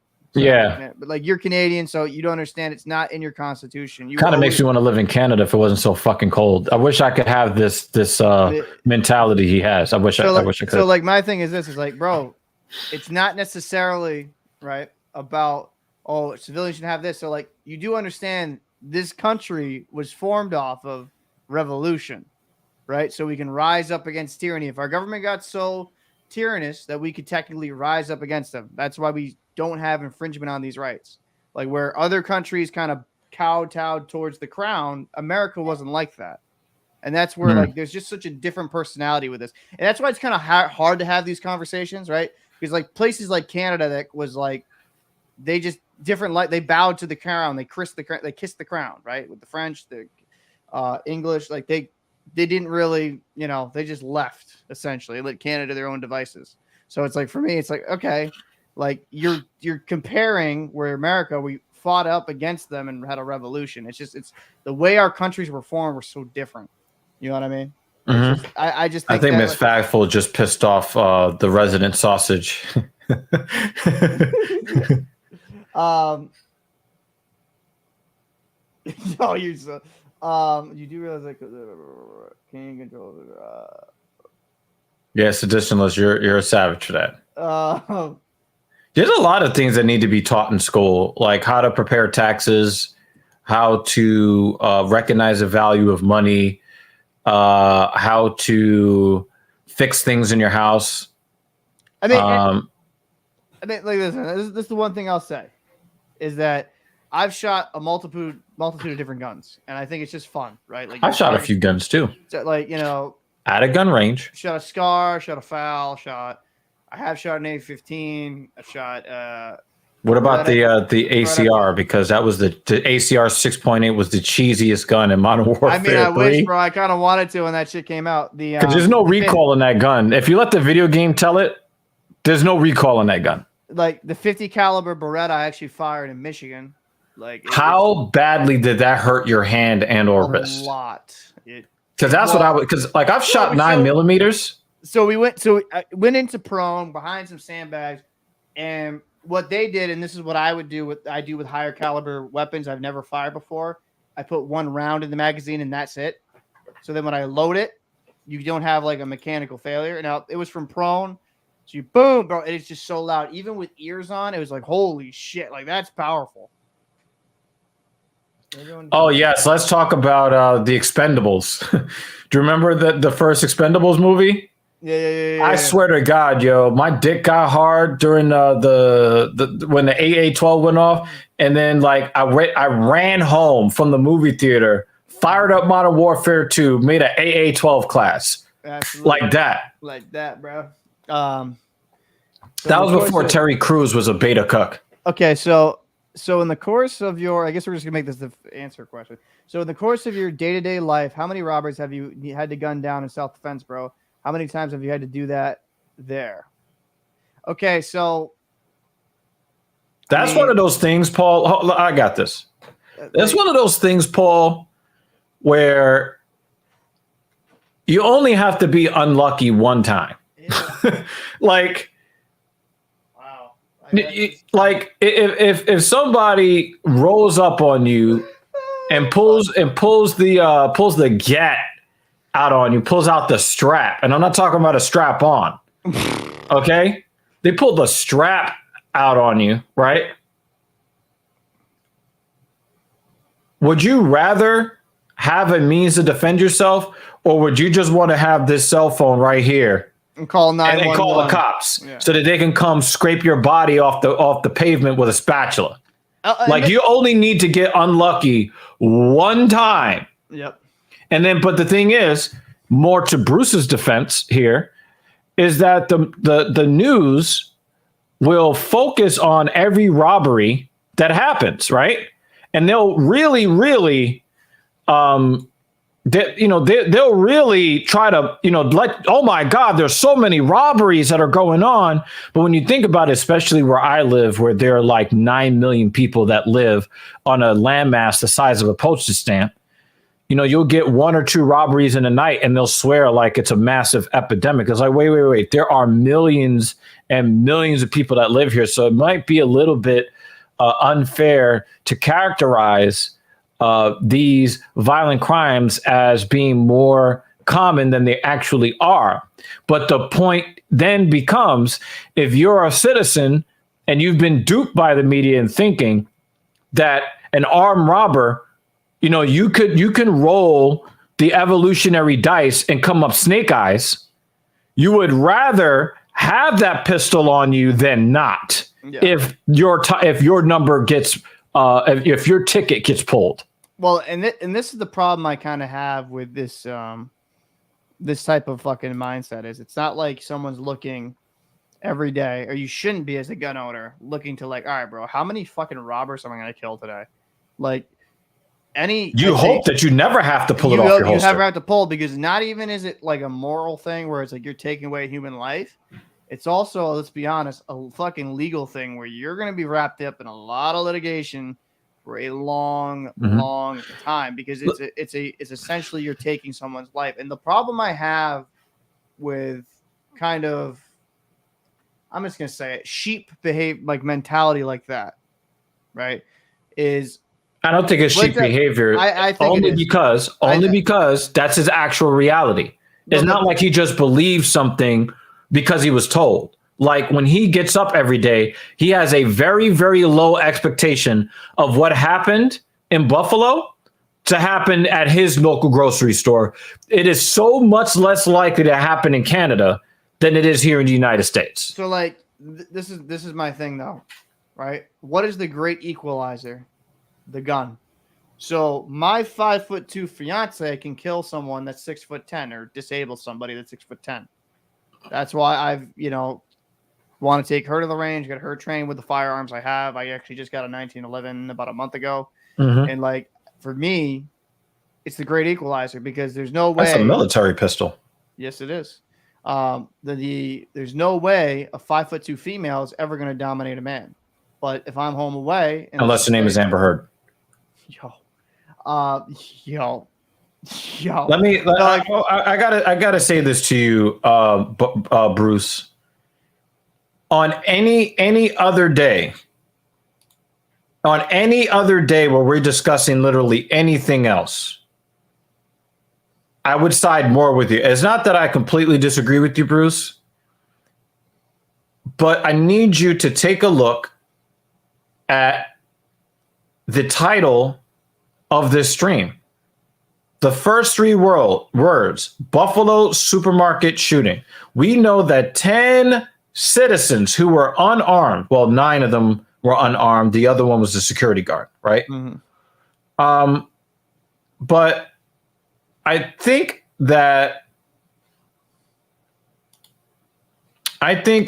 those 10 people, those 9 people who were unarmed, if we could resurrect those people and then ask them, hey, and pose this scenario to them, hey, on February 14th, on May 14th, 2022, some weirdo is going to come into the store and start blasting off while you're deciding on whether you should buy the Grey Poupon or some honey mustard.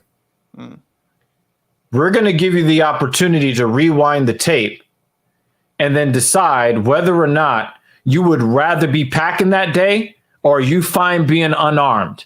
And I'm pretty sure that if you can ask any one of those 9 people that if they could have a do-over and be packing some heat in that moment, I'm probably sure that at least 6 out of the 9 would be like, you know what? I'd rather have a chance at defending myself than going out like that. Absolutely. So the thing is, those are 9 people taken out by one person. 9 people taken out by one person. And those people didn't have to worry about getting robbed every day. But their fucking ticket got punched anyway, and they had no way of defending themselves. Nope. All you can do is just pray and hide and hope the bullet doesn't go through your skull. Now, McFaffle can't spell for shit, but he's right. Fortune favors the prepared. I'd rather have it and not need it than need it and not have it. And I'm pretty sure the families of those who senselessly lost their lives would agree with me on some level. Yeah. Now, Seditionalist makes a very interesting point here. Does a robber not have more incentive to pull the trigger if there's a fair chance he's the one getting shot if he doesn't? I'm going to pose this to you. Will a robber be more or less likely to try to rob somebody if they know that their target is more likely to be packing? Well, thank you. I was just going to say that because like this is one of the things, right? Is like what is very rare that gets robbed? What store? A gun store. What's very rare? Or a police academy. Or a police academy. Or dojo. Why do you think most people don't? Or mixed martial arts studio. Why do you think most people don't shoot up a police station? Because guess what? They have a ton of guns. Jimmy D is an asshole, yo.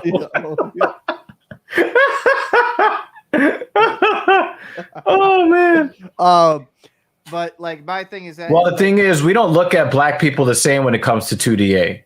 When Philando Castile, when he was killed, that's something that really angers Paul. That particular one really pisses off Paul. Yeah. But when Philando Castile was killed, he was exercising his Second Amendment right lawfully, and the police officer killed him anyway. Yep. And what did the NRA? How did the NRA respond to his unjust killing? With silence. Why? Because he was black, and the fact that a black man exercising his Second Amendment rights to legally carry a firearm, that didn't fit. You know, they were not going to get more people to donate to them by standing up to the black man who was packing lawfully and announced it lawfully to try to put the police officer at ease, right? Yeah. They had nothing to say in his defense, right? So it's very, very different when you're talking about the Second Amendment and how the Second Amendment is applied to black people. It is not applied the same way. So like this is my thing, right? Is because I think a lot of cops are completely underprepared. And what's it say?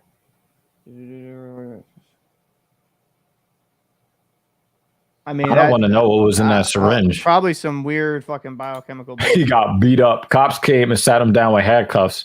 And people were still trying to get. Yo, you don't play that. Well, I mean, Harlem is becoming, extremely gentrified. White, yeah, like I but go by. There's some niggas out there, and they'll fuck you up. Like, my thing is this though, is that like you kind of go into a situation, right? Where was I going to go with it? With the Second Amendment, I actually think I'm going to speak to the black people in America right now. Black people, listen to me. Second Amendment is your friend. Go get a gun, train yourself, learn all the Jimmy Dean is half wrong. I can't let him get away with this. Philando Castile followed every instruction by the officer, right? He even did him one better and said, "Officer, I have a license to carry a pistol. The pistol is in the car." Then you hear the officer telling him to show him hands and then tell him, show him ID. So when he reached for the ID, he pulled the trigger. Philando Castile followed every instruction that the officer gave, but the officer was unhinged. He was unduly fearful. He did not have his emotions in check. So to say that both parties fucked up is blaming the victim when he did everything that he was told to do by this officer who was scared out of his fucking boots. Yeah. Wait, he shot into a car in the direction of a 4-year-old girl. Unacceptable.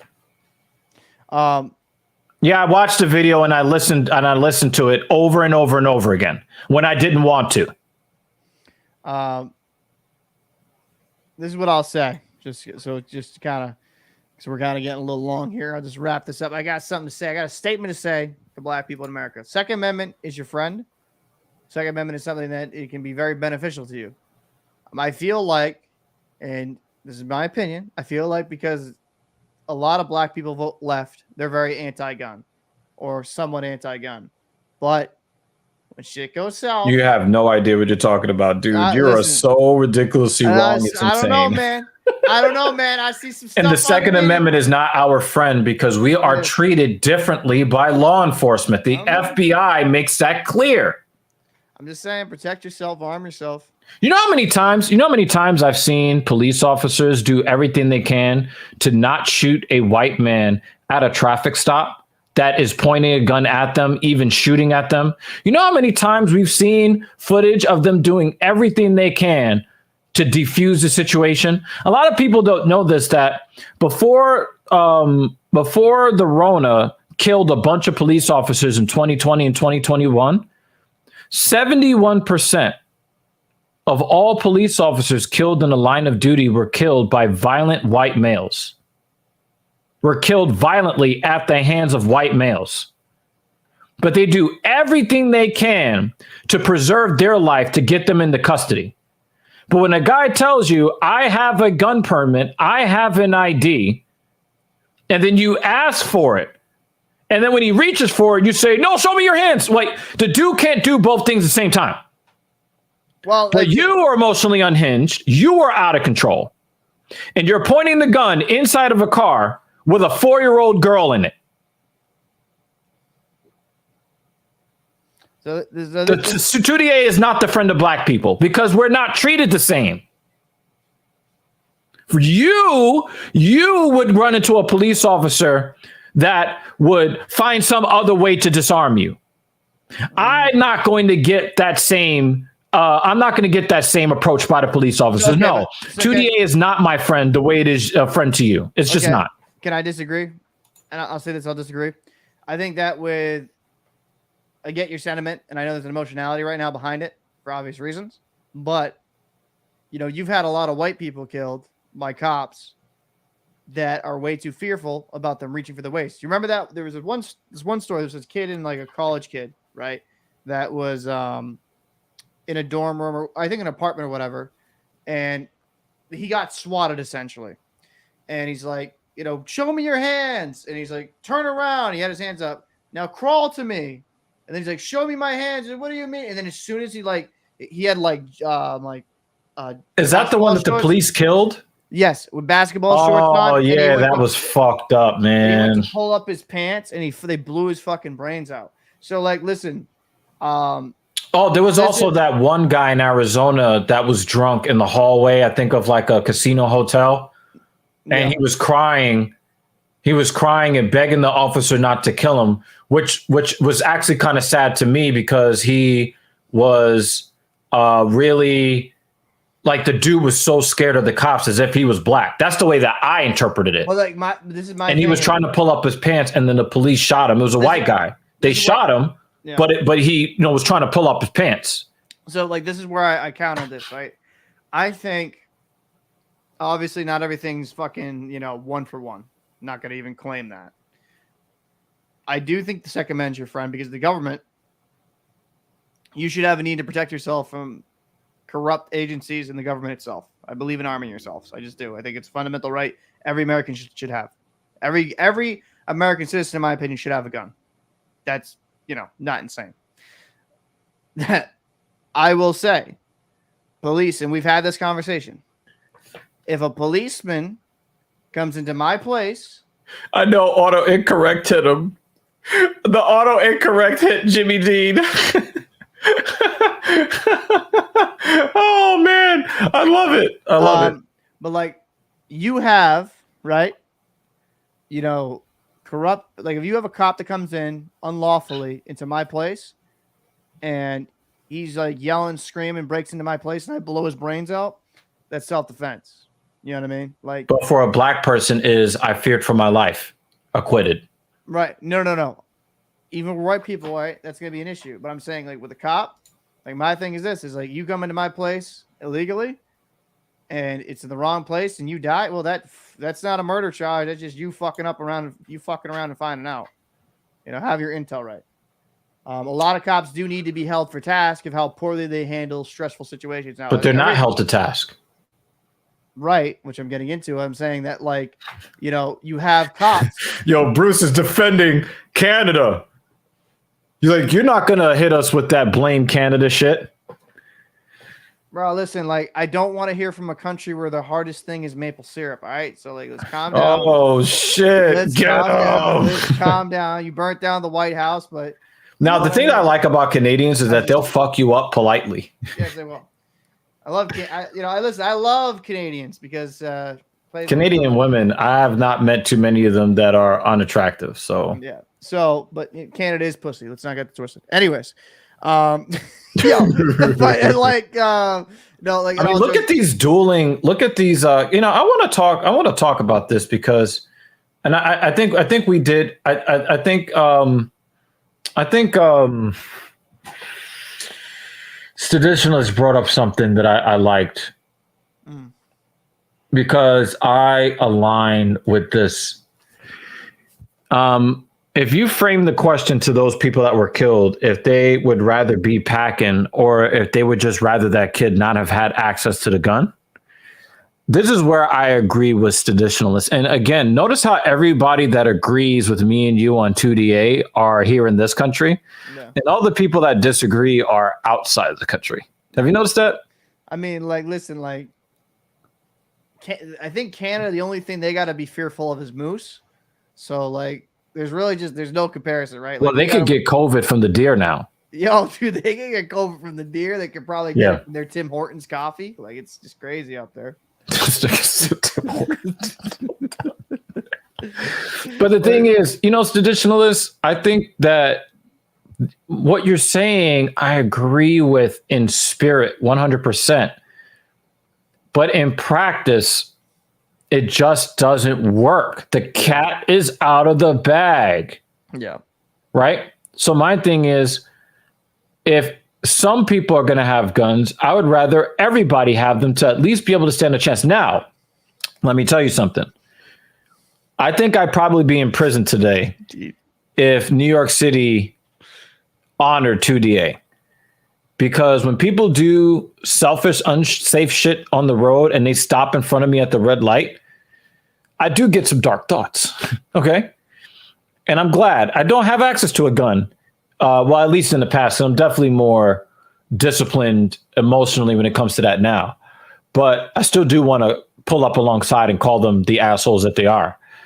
But in past years, when I was definitely less mature, if I was packing and they did what they did, I'd be knocking on their driver's side window with the business end of the pistol. So I think that if less people had access to these guns, we'd have a lot less gun deaths. In fact, one of the leading causes of death in the United States are accidents with guns when the person holding the gun is the person that gets shot and shoots themselves. So I think that that's something that needs to be I think the problem is that when you have people from these foreign countries that have kind of no idea about how things work over here, right? Like in Australia, you know, in New Zealand, you can take the guns away because their people weren't necessarily raised on that in the same sense. You know what I mean? Like they weren't their country wasn't founded on revolution. They were founded on bowing down to the queen. So they didn't, you know, they were just kind of, it's just not within the American spirit to give away the same thing that helped us rise against tyranny, to just give it away. Because what is the first thing that a lot of totalitarian regimes do? Yeah, totalitarian. Sorry, I'm fucking tired. What did they do? They take away the arms of the people so they can't fight back. As a means, I think that it is as a means to send a message to their to the citizens that they intend to enslave, subjugate, or otherwise commit atrocities against them. When you think about,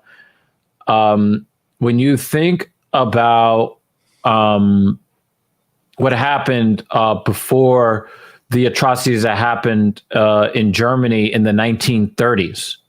One of the first things they did was they had the Jewish people register their guns and then surrender their guns. Absolutely. That's why a lot of people are against gun registry altogether here in the United States. Right. Because we remember what happened. That was the first thing the Nazis did. Well, that wasn't the first thing the Nazis did. The first thing they did was try to tell people to buy German before they bought Jewish.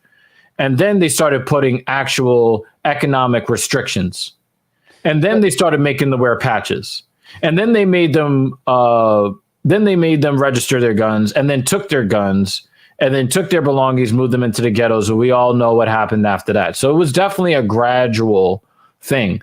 But one of the key things that you can see in any free society is when the government comes for your guns, they're not planning anything for your best interests.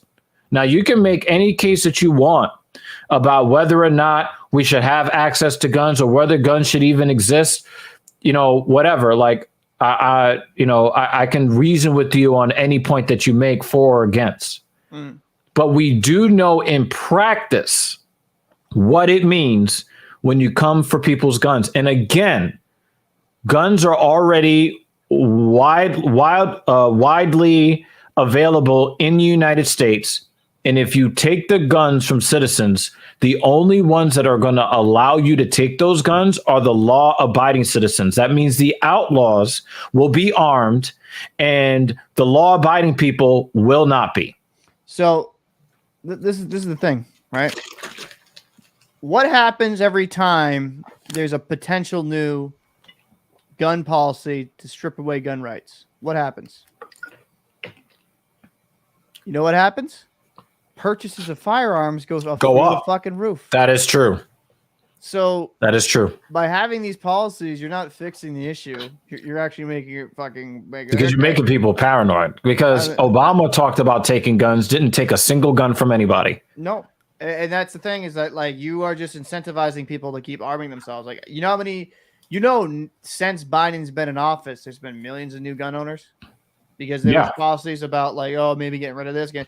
because Yep. more people are buying them. More people are like, oh shit, our Second Amendment's going away. And more people are buying more of them. Have you seen Demolition Ranch? That motherfucker has like a whole military's worth of weapons, and he's just like one guy. I love Demolition Ranch. I love that channel. Yeah, I'm fascinated. And the thing is, you can tell that he's like super conservative, but you wouldn't know it by the content. Like he keeps politics out of it as much as he can. And my thing is, like, I can fuck with conservatives, right?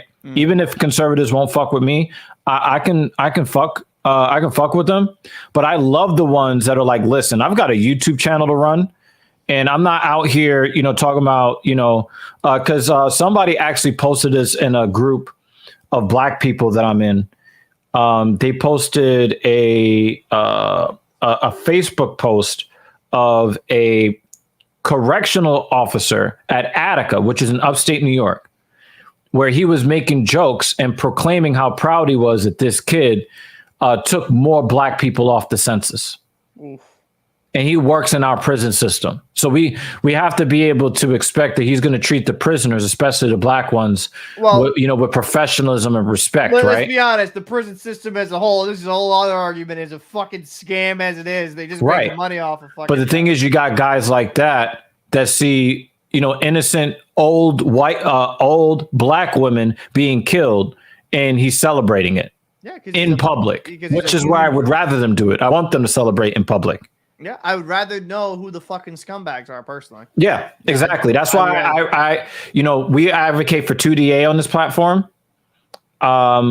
We also First Amendment speech, and one essay, because my thing is, like, I want everybody to be able to say whatever they want to say, so I can figure out who the fuck you are. Absolutely. I'd rather know that you're a piece of shit. I don't want you to have this feel of like, I can't say this. So, but in your head, you're thinking, oh man, I hope this redhead just dies. He's fucking piece of shit. You know what I mean? Like that's, I'd rather you just be open with your hatred so we can just move on, not pretend to like me. So I want to say this. I have a lot of sympathy for the shooter and everyone that he shot, because all of them are victims of a system that is meant to grind us up into a fine pulp and then use us to grow the profits of a very few people. That kid did not wake up one day and say, you know what? I want to be a murderer. I want to be a terrible person. A series of fucked up events before he purchased the guns. So for all you gun control people, I got to talk to you on this one.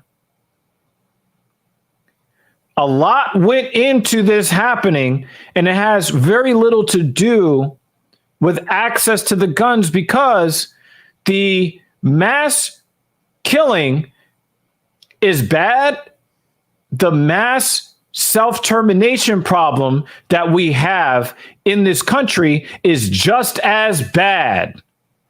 So what you're seeing is you have people who are depressed and in states of emotional despair. They feel a level of desperation that is not normal to our species, and they are acting in a way that shows that their humanity has been eroded. And I think that is the condition that we need to be focused on, because that is the only way we get this shit to stop.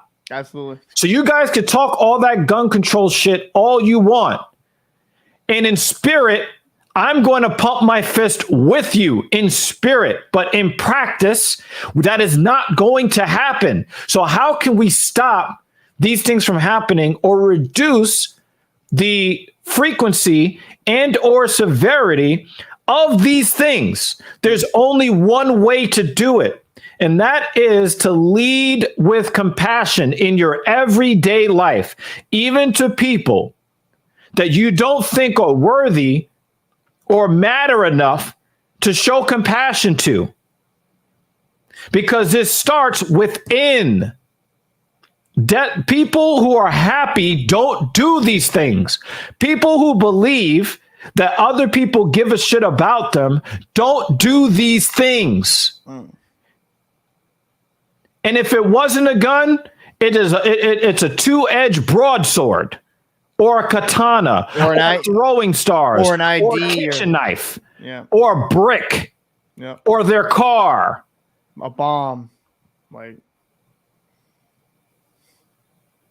we need to go back to the very beginning of what creates the despair. We go there first. We figure out whatever that is, and we intervene then. If the kid was thinking logically, he would not have driven to Buffalo. Because for some of you that missed what we talked about earlier in the stream, he cited white replacement as his reasoning, but he attacked the only racial group in the United States that is not growing.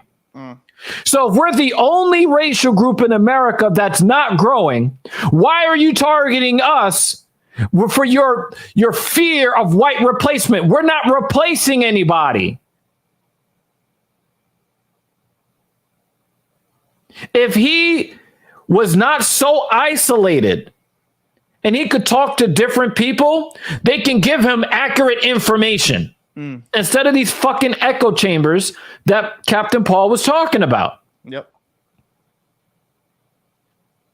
The guns aren't the problem. The guns are a tool. The guns are a symptom of a much larger problem. Mm-hmm.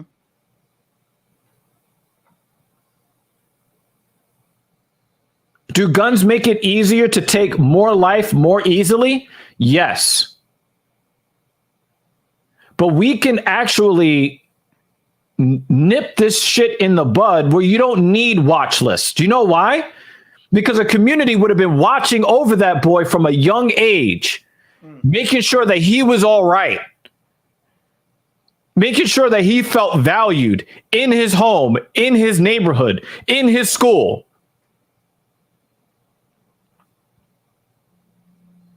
And it's the same thing in the black community.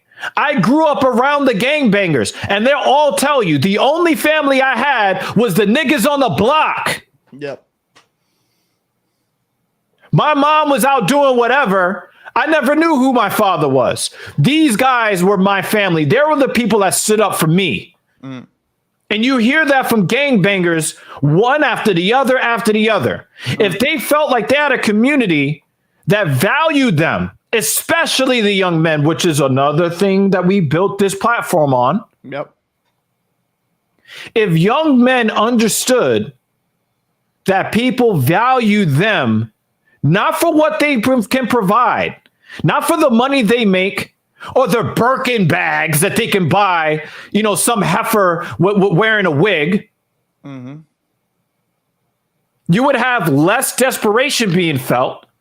And less desperation being felt will lead to less drastic actions being committed.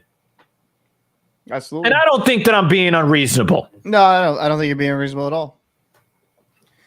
But because you are an asshole. Okay. But you're an upstanding guy, right? You got a liberal that sleeps in your bed and you treat her with the utmost respect. Absolutely. Do you not? Yeah. That came from your fucking father and your mother and your neighborhood. Yeah. I know we talk a lot about the nuclear family and the importance of the nuclear family. The fucking community is important too. Absolutely. Yeah, you gotta really care, show love for one another, and just stop treating each other like shit. Honestly. And we live in a society that makes it very clear that they don't care about boys. But the only time we discuss boys and what they're going through in greater society? After they kill 10 people. Yeah. And what that shows you is until somebody does something drastic, society doesn't give a fuck. No, they don't give a fuck. And that's the biggest problem. And that's why we made this platform. We want to give, hopefully some education to some young men that they don't go down this type of path and that there's better ways in life. There's better energy you can put in life to really succeed. I think today's been a really dope show. We've had really good conversations about like a lot of multitude of different issues. Bob says, Bob Trotter says, if Sandy Hook weirdo only had a handgun and no access to automatic shit, he would not have been able to kill so many kids. Do you know? I got to say this. If people stop looking at him as a fucking weirdo before it happens, yep, and start treating him like he's a human being worthy of consideration, like the girls, then 0 kids would have died. Not 10, not 30, not 70. 0.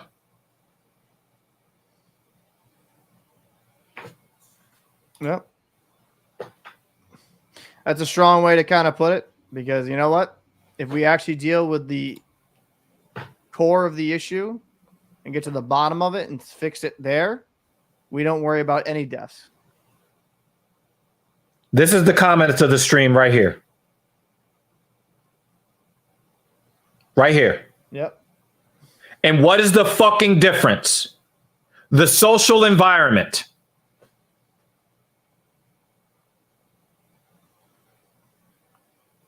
Do you know how many people are law-abiding citizens until they have a psychotic break and then they become the criminal when they kill people? Yeah. Right? You've seen people snap in Europe, kill a bunch of people, right? But it doesn't happen as often. Why? Because they still believe in a nuclear family and children raised by a village. Yep. We don't have that here in the United States. It's every man for himself. Don't correct my kid. Don't say nothing to my kid. Ignore my kid. Otherwise, you're a pedophile. Yeah. Yeah, you have some kind of goofy type behavior in here. And that's why, for me, like, one of the things I value of coaching and, kind of helping mold young men when I coach the older ages and help kind of inspire the kids is that, hey, like, you got to have different mentors in life to give different life perspective. Like some of the most important lessons I think I've, taught in life is to some of these high school kids about how to just deal with various amount of issues, not just as a hockey coach, not just the skills, but how to maneuver in life as a man or as a boy that is turning into a man. And that's right. Reason why I love our show, love what the energy we're putting out here is, listen, me and Evil ain't going to see eye to eye on every single issue. But what we always have is respect for one another. And a listening ear. Mm-hmm. And we don't listen to respond. We listen to understand.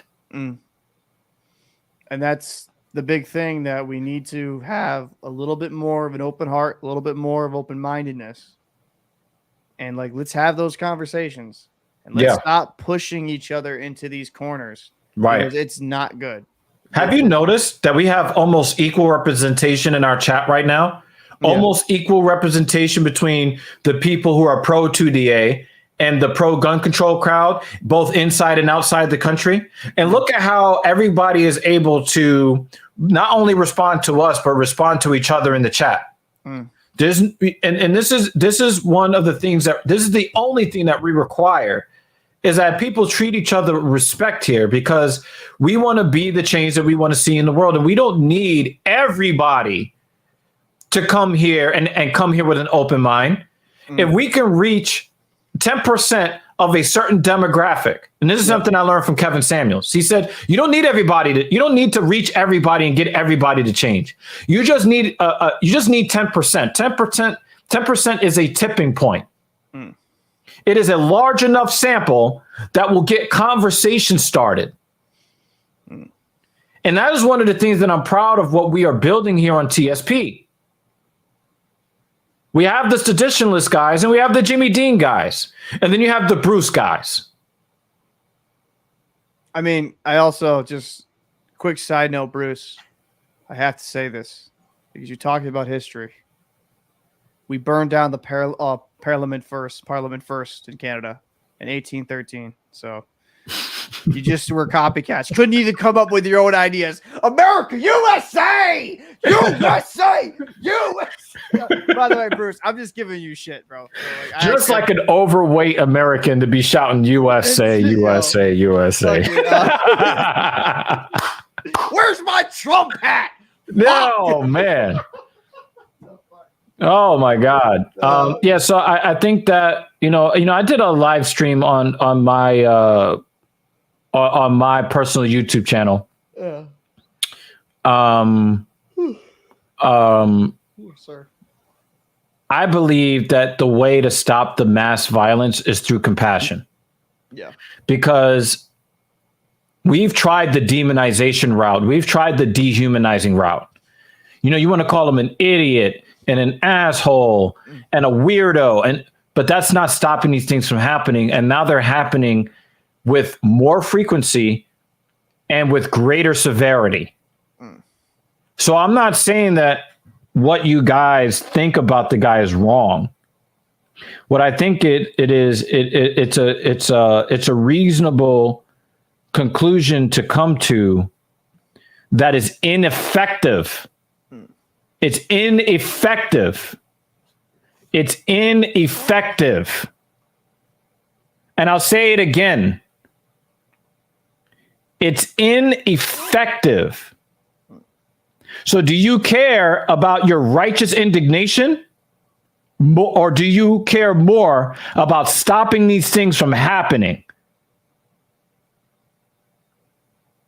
I want to stop the next mass shooter. I want to stop the next young man that is cruising the internet looking, or cruising YouTube looking for entertainment. And I want him to find us and then find hope. So that he doesn't need to be on a watch list.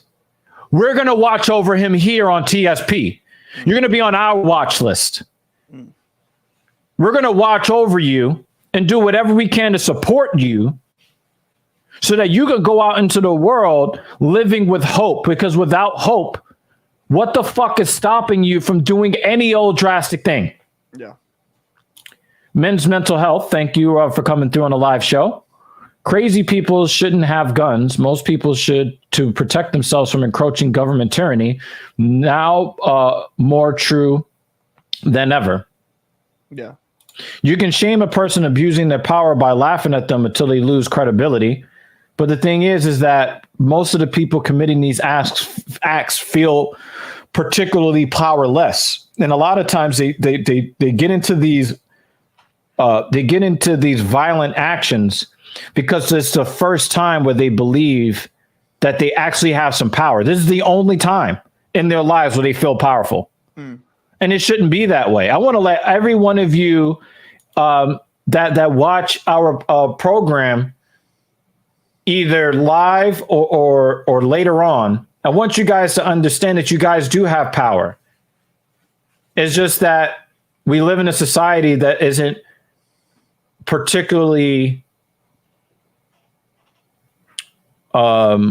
we live in a society that just isn't particularly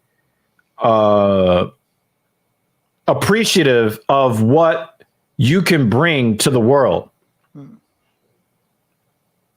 And I want to let you guys know that I spent a lot of my time as a loser in life.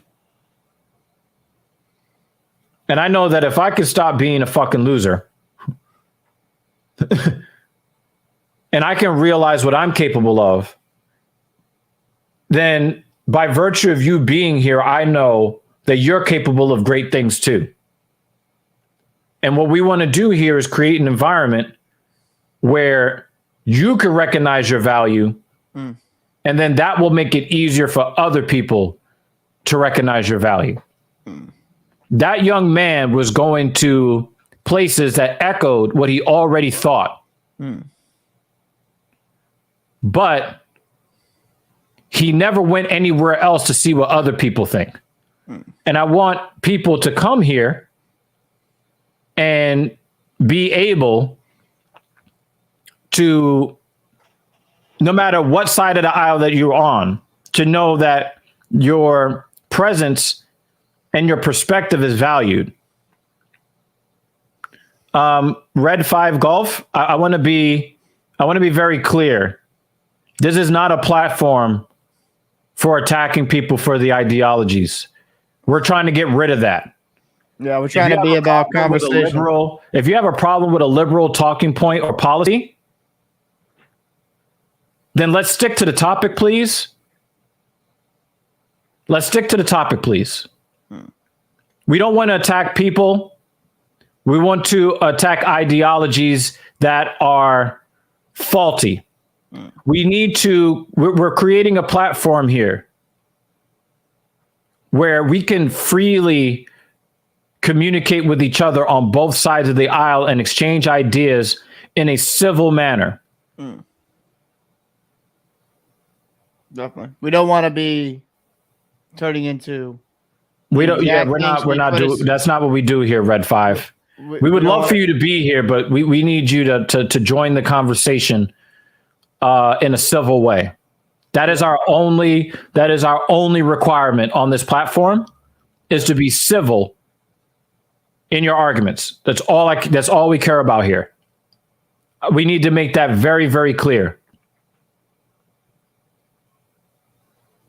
100%, because this is a pretty interesting thing. A lot of people abuse the term liberal because it's currently synonymous with moderate. And I do believe that is really, really crazy. There are people on both sides that look at the other side and then say, well, they look at the moderates of the other side and then call them radical. And it's like, both of you are insane. Yes. But it's that echo chamber shit, right? That's what we talked about. And that's the one thing that here on this channel, and I'll reiterate it once again, because there might be some new viewers that are popping in. I'm more conservative. Evil's more liberal. And obviously, like in real life, we're both a shade of purple, I'd have to say, right? It's one of those things where we can disagree on a subject, but we will never disrespect the other person. Wait a minute. I just realized something. My Beamer is blue, but the seats are red. Yo, fire. So am I liberal on the outside and conservative on the inside? Oh, yo, bro. Actually, with some of those jokes, I'd have to say you are. Yeah. Yeah, you're the next Steven Crowder, I guess. Fuck. Louder. But yeah. Yeah. So again, I think that what we're really looking for is to find solutions to our problems. And only thing that I really wish to point out to you guys is that we need to look deeper into these mass killings. We need to look beyond the atrocity, and we need to find out what are the root causes of each atrocity. And we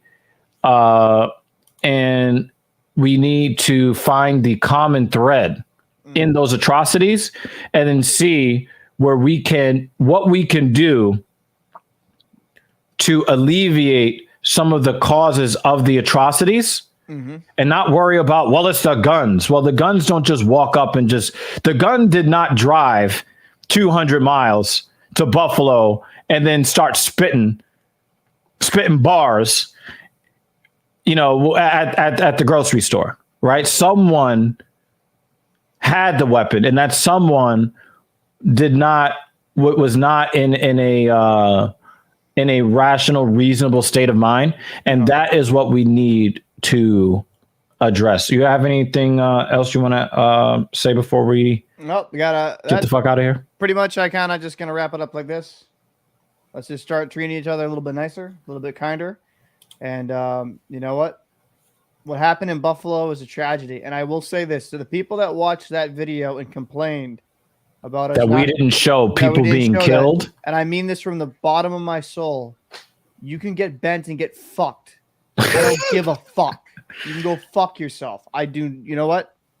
We're going to make this exception for civil discourse here. If you came to our fucking video, you can literally get fucked by the rustiest dildo and die from fucking tetanitis or whatever the fuck it is. Tetanus. Tetanus. Tinnitus is in the ear. You get fucked in the ear, right? Yeah, that's not. But and for people that are wondering what Captain Paul is talking about, we looked at our analytics for the video that he made in response to the shooting, and the average view time over 2,000 views. The average view time is 13 seconds. Yep. How long was the video? Like 7 or 8 minutes or something like that? It had to be 7 minutes. Yeah, it had to be around 7 minutes. The average view time on the video. It was actually 8 minutes and 42 seconds. Okay, almost 9 minutes. That was actually the amount of time that officer had his knee on the neck I'm done. of George Floyd. I'm done. 8 minutes, I just 42 seconds. can't believe you said that. My God. Ain't that some shit? And if you want to talk about the dehumanization of black people, Yeah. you call it a coincidence all the fuck you want. Oh my. Okay? What are you trying to say? I supported that? Like, No, what I'm saying is that on an 8 minute and 42 second video, you have people clicking off because the first thing they saw wasn't someone getting shot and a black person getting shot. It's just, I don't want you on this channel. I don't care. I don't care. I will. We are about integrity here. Yeah. Yeah. And I don't play that. Like, if you don't like what we have to say, roast us in the comments, whatever. But to not even watch the video, I have a huge fucking problem with that. Yeah. Because what it does, it shows us where America is. There's a weird bloodthirstiness. Remember Russell Crowe? Yep. Right? Like they throw him in the Coliseum. Yep. And he's got to, kill other people who were found, and enslaved, killing animals. Yeah. And by the time, like, he incapacitates one of the guys, no, we want to see him die. Are you not entertained?